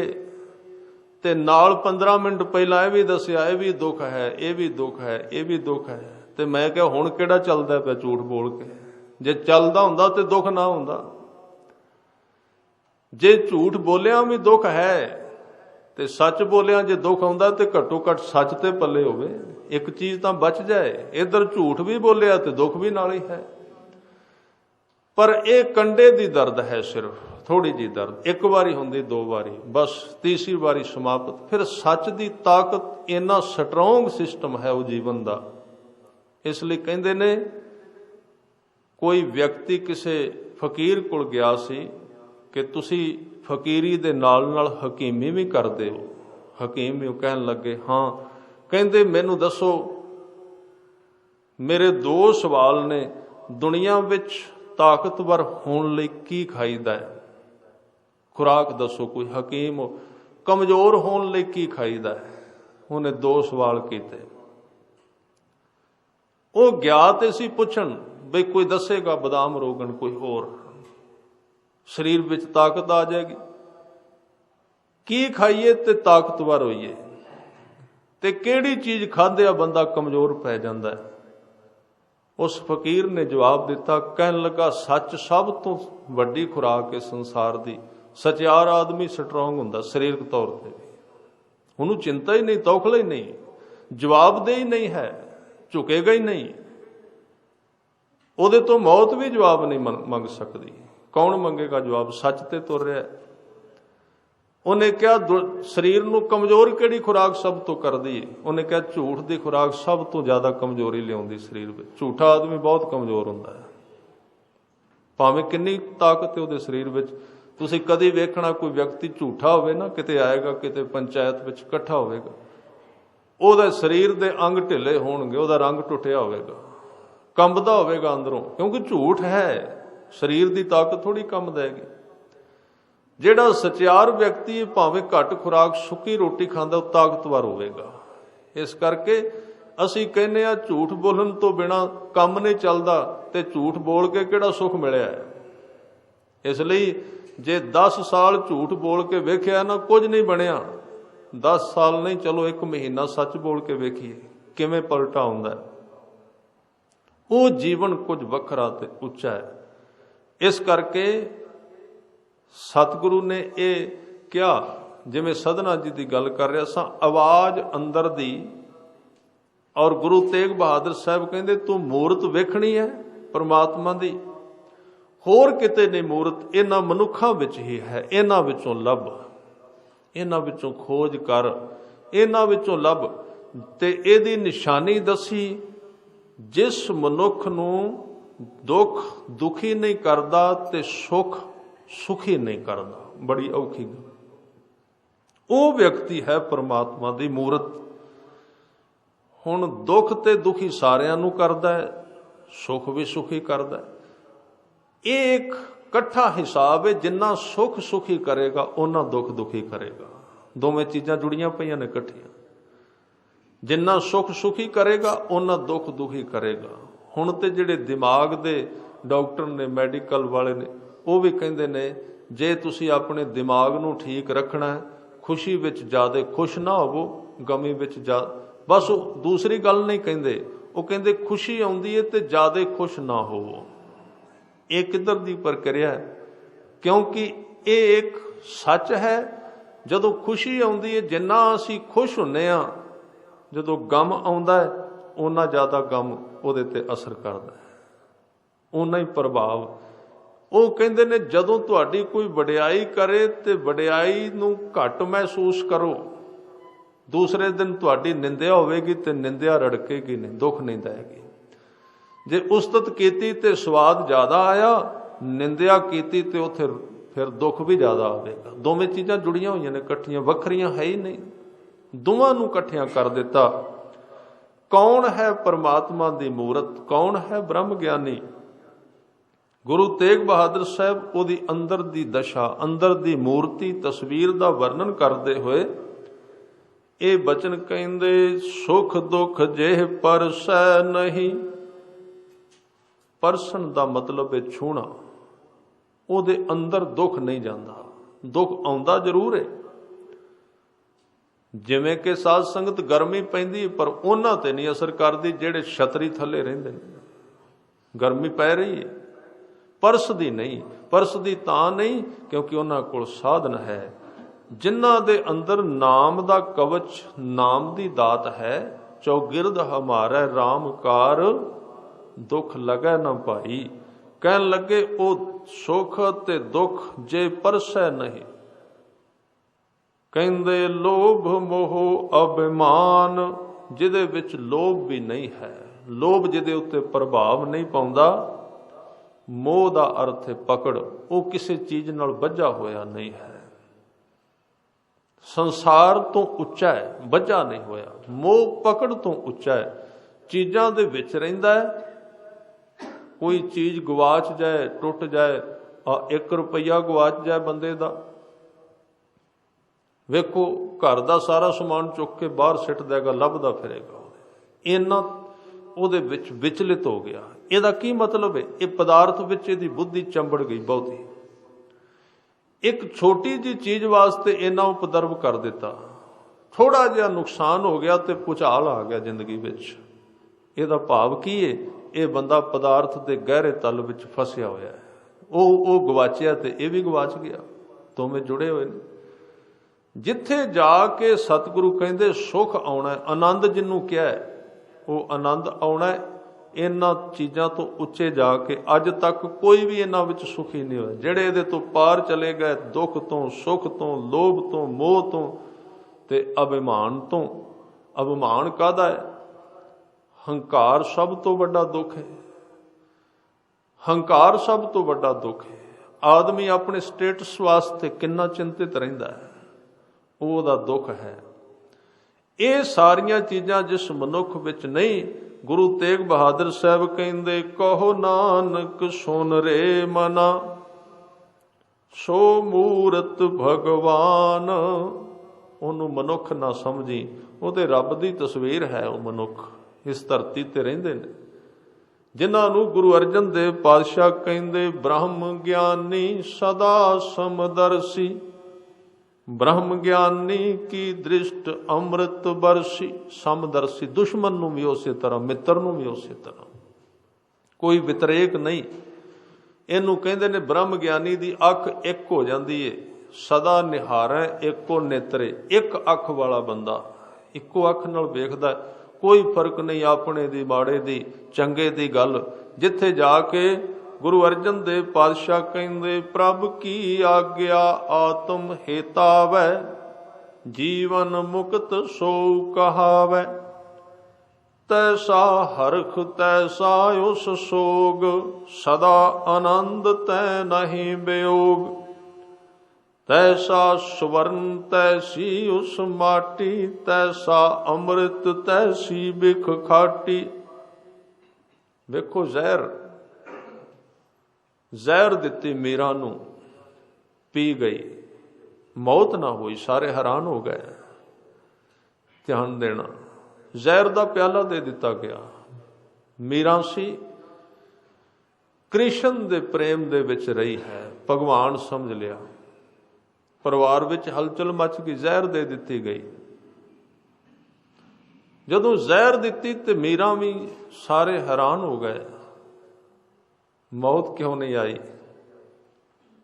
ਕਿਉਂਕਿ ਕਹਿੰਦੇ ਨੇ ਮੀਰਾ ਨੇ ਜ਼ਹਿਰ ਨੂੰ ਪ੍ਰਵਾਨ ਕਰ ਲਿਆ। ਪ੍ਰਵਾਨ ਕੀਤਿਆਂ ਜ਼ਹਿਰ ਨਹੀਂ ਰਹਿੰਦੀ, ਪ੍ਰਵਾਨ ਕੀਤਿਆਂ ਦੁੱਖ ਨਹੀਂ ਰਹਿੰਦਾ, ਪ੍ਰਵਾਨ ਕੀਤਿਆਂ ਦੁਸ਼ਮਣ ਵੀ ਦੁਸ਼ਮਣ ਨਹੀਂ ਰਹਿੰਦਾ, ਉਹ ਵੀ ਪ੍ਰਭਾਵਿਤ ਹੋ ਜਾਂਦਾ ਹੈ। ਦੁਸ਼ਮਣ ਉਹਨਾਂ ਚਿਰ ਜਿੰਨਾ ਚਿਰ ਅਸੀਂ ਉਹਦੇ ਦੁਸ਼ਮਣ ਹਾਂ। ਇਹ ਕਾਰਨ ਹੈ ਬਹੁਤ ਵੱਡਾ। ਇੱਕ ਵਿਅਕਤੀ ਬਾਰੇ ਲਿਖਿਆ ਮਿਲਦਾ ਹੈ ਕਿ ਉਹ ਹਰ ਰੋਜ਼ ਪਿੰਡ ਤੋਂ ਬਾਹਰਲੇ ਪਾਸੇ ਸੈਰ ਕਰਨ ਲਈ ਜਾਂਦਾ, ਨਦੀ ਦੇ ਕਿਨਾਰੇ ਤੇ ਬੜੇ ਹੀ ਜਾਨਵਰ ਉਹਨੂੰ ਘੇਰਾ ਪਾ ਲੈਂਦੇ। ਕੋਈ ਉਹਦੇ ਸਿਰ ਤੇ ਬੈਠ ਜਾਂਦਾ, ਕੋਈ ਪੰਛੀ ਉਹਨੂੰ ਘੇਰਾ ਪਾ ਲੈਂਦੇ, ਕੋਈ ਦੁਆਲੇ ਜਿੱਥੇ ਉਹ ਬੈਠਦਾ ਚੌਂਕੜਾ ਲਾ ਕੇ ਚੌਵਾਂ ਪਾਸੇ ਪੰਛੀਆਂ ਦੇ ਝੁੰਡ, ਜਿਵੇਂ ਉਹਦੇ ਮਿੱਤਰ ਹੁੰਦੇ ਨੇ, ਬੈਠੇ ਰਹੇ। ਇੱਕ ਦਿਨ ਉਹਦੇ ਬਾਪ ਨੇ ਕਿਤੇ ਵੇਖ ਲਿਆ ਵੀ ਇਹ ਮੇਰਾ ਪੁੱਤਰ ਜਦੋਂ ਬੈਠਦਾ, ਪੰਛੀ 40-50 ਦੁਆਲੇ ਬੈਠੇ ਸਨ। ਉਹਨਾਂ ਵਿੱਚ ਮੁਰਗਾਬੀਆਂ ਵੀ ਸਨ, ਤੇ ਮੁਰਗਾਬੀਆਂ ਲੋਕ ਖਾਂਦੇ ਨੇ ਮਾਰ ਕੇ। ਉਹ ਸੀ ਇੱਕ ਮਾਸ ਖਾਣ ਵਾਲਾ ਵਿਅਕਤੀ। ਉਹ ਜਦੋਂ ਦੂਜੇ ਦਿਨ ਘਰ ਆਇਆ, ਕਹਿਣ ਲੱਗੇ, ਬੇਟਾ ਤੇਰੇ ਕੋਲ ਬੜੇ ਪੰਛੀ ਬਹਿੰਦੇ ਨੇ, ਇੱਕ ਕੰਮ ਕਰੀ, ਆ ਇੱਕ ਮੁਰਗਾਬੀ ਪਕੜ ਲਈ, ਉਹਨਾਂ ਵਿੱਚੋਂ ਲੈ ਕੇ ਆਵੇਂ। ਉਹ ਵੀ ਵਿਚਾਰਾ ਮੰਨ ਗਿਆ ਵੀ ਹੁਣ ਪਿਤਾ ਨੇ ਕਿਹਾ। ਜਦੋਂ ਅਗਲੇ ਦਿਨ ਗਿਆ, ਕੋਈ ਪੰਛੀ ਨੇੜੇ ਨਹੀਂ ਆਇਆ। ਜਿਹੜੇ ਉਹਨੂੰ ਘੇਰਾ ਪਾ ਕੇ ਬਹਿੰਦੇ ਸਨ, ਕੋਈ ਨੇੜੇ ਨਹੀਂ ਆਇਆ। ਚੌਹਾਂ ਪਾਸੇ ਵੇਖਦਾ ਰਿਹਾ, ਬੈਠ ਕੇ ਵਾਪਸ ਆ ਗਿਆ। ਜਦੋਂ ਮੁੜਿਆ ਤੇ ਬਾਪ ਅੱਗੇ ਤਿਆਰ ਹੋ ਕੇ ਬੈਠਾ ਸੀ, ਤੜਕਾ ਲੂਣ ਮਸਾਲਾ ਲੈ ਕੇ। ਜਦੋਂ ਖਾਲੀ ਹੱਥ ਮੁੜਿਆ, ਉਹਨੇ ਕਿਹਾ, ਕੀ ਗੱਲ ਤੈਨੂੰ ਯਾਦ ਨਹੀਂ ਰਿਹਾ? ਇੱਕ ਮੁਰਗਾਬੀ ਪਕੜ ਕੇ ਲਿਆਉਣੀ ਸੀ। ਕਹਿਣ ਲੱਗਾ, ਪਕੜ ਕੇ ਕੀ ਲਿਆਉਣੀ ਸੀ, ਨੇੜੇ ਹੀ ਕੋਈ ਨਹੀਂ ਆਇਆ। ਕਹਿਣ ਲੱਗੇ, ਝੂਠ ਬੋਲਿਆ ਤੂੰ? ਕਹਿੰਦੇ, ਝੂਠ ਨਹੀਂ, ਤੂੰ ਵੇਖ, ਕੋਈ ਮੇਰੇ ਨੇੜੇ ਨਹੀਂ ਆਇਆ। ਜਦੋਂ ਇਸ ਗੱਲ ਦੇ ਉੱਤੇ ਬੜੀ ਗਹਿਰੀ ਵਿਚਾਰ ਕੀਤੀ ਤੇ ਕਿਸੇ ਮਨੋਵਿਗਿਆਨਕ ਨੇ ਦੱਸਿਆ, ਕਹਿਣ ਲੱਗੇ, ਨੇੜੇ ਤਾਂ ਨਹੀਂ ਆਏ ਕਿ ਉਦਣ ਤੂੰ ਅੰਦਰ ਵਿਚਾਰ ਲੈ ਕੇ ਗਿਆ ਸੀ ਮੈਂ ਇਹਨਾਂ ਨੂੰ ਪਕੜਨਾ, ਦੁਸ਼ਮਣੀ ਕਮਾਉਣੀ ਸੀ। ਵਿਚਾਰ ਤੇਰੇ ਉਹਨਾਂ ਨੇ ਪਕੜ ਲਏ। ਕੋਈ ਪੰਛੀ ਛੋਟੀ ਮੋਟੀ ਚੀਜ਼ ਹਨ? ਸਾਡੇ ਨਾਲੋਂ ਜ਼ਿਆਦਾ ਅੰਤਰਜਾਮੀ ਨੇ ਖਿਆਲ ਰੱਖਣਾ, ਸਾਡੇ ਨਾਲੋਂ ਜ਼ਿਆਦਾ ਵਿਗਿਆਨਕ ਨੇ। ਮੈਂ ਹੈਰਾਨ ਹੋ ਗਿਆ ਇਸ ਵਾਰੀ ਵਿਦੇਸ਼ ਵਿੱਚ ਕਿ ਉੱਥੇ ਕੈਲਗਰੀ ਵਿੱਚ ਬਰਫ਼ ਪੈਂਦੀ ਬਹੁਤ ਜ਼ਿਆਦਾ, ਉਹਨਾਂ ਦੇਸ਼ਾਂ। ਉੱਥੇ ਮੈਨੂੰ ਪਤਾ ਲੱਗਾ ਵੀ ਜਿਹੜੇ ਇੱਥੇ ਪੰਛੀ ਨੇ ਨਾ, ਉਹ ਬਰਫ਼ ਪੈਣ ਤੋਂ ਪੂਰਾ 1 ਮਹੀਨਾ ਇਸ ਇਲਾਕੇ ਨੂੰ ਛੱਡ ਜਾਂਦੇ ਨੇ। 1 ਮਹੀਨਾ ਪਹਿਲਾਂ ਜਦੋਂ ਬਰਫ਼ ਪੈਣੀ ਹੁੰਦੀ, ਪਹਿਲੀ ਬਰਫ਼, 1 ਮਹੀਨਾ ਪਹਿਲਾਂ ਉੱਡ ਜਾਂਦੇ ਨੇ। ਆਮ ਬੰਦੇ ਉੱਥੋਂ ਅੰਦਾਜ਼ਾ ਲਾ ਲੈਂਦੇ, ਜਦੋਂ ਚਲੇ ਜਾਂਦੇ ਨੇ ਉਦੋਂ ਠੀਕ 1 ਮਹੀਨਾ ਬਾਅਦ ਵਿੱਚ ਬਰਫ਼ ਪੈਣੀ ਸ਼ੁਰੂ ਹੁੰਦੀ। ਫਿਰ ਉਸ ਬਰਫ਼ ਪੈਣ ਦਾ ਸਮਾਂ ਇੱਕ ਨਹੀਂ, ਕਈ ਵਾਰੀ ਬਰਫ਼ 15 ਦਿਨ ਪਹਿਲਾਂ ਪੈ ਜਾਂਦੀ, ਕਈ ਵਾਰੀ ਲੇਟ ਹੋ ਜਾਂਦੀ। ਪਰ ਉਹਨਾਂ ਨੂੰ ਕੌਣ ਖਬਰ ਦਿੰਦਾ ਵੀ ਇਸ ਵਾਰੀ ਪਹਿਲਾਂ ਪੈਣੀ? ਉਹ ਪਹਿਲੇ ਮਹੀਨਾ ਚਲੇ ਜਾਂਦੇ ਨੇ।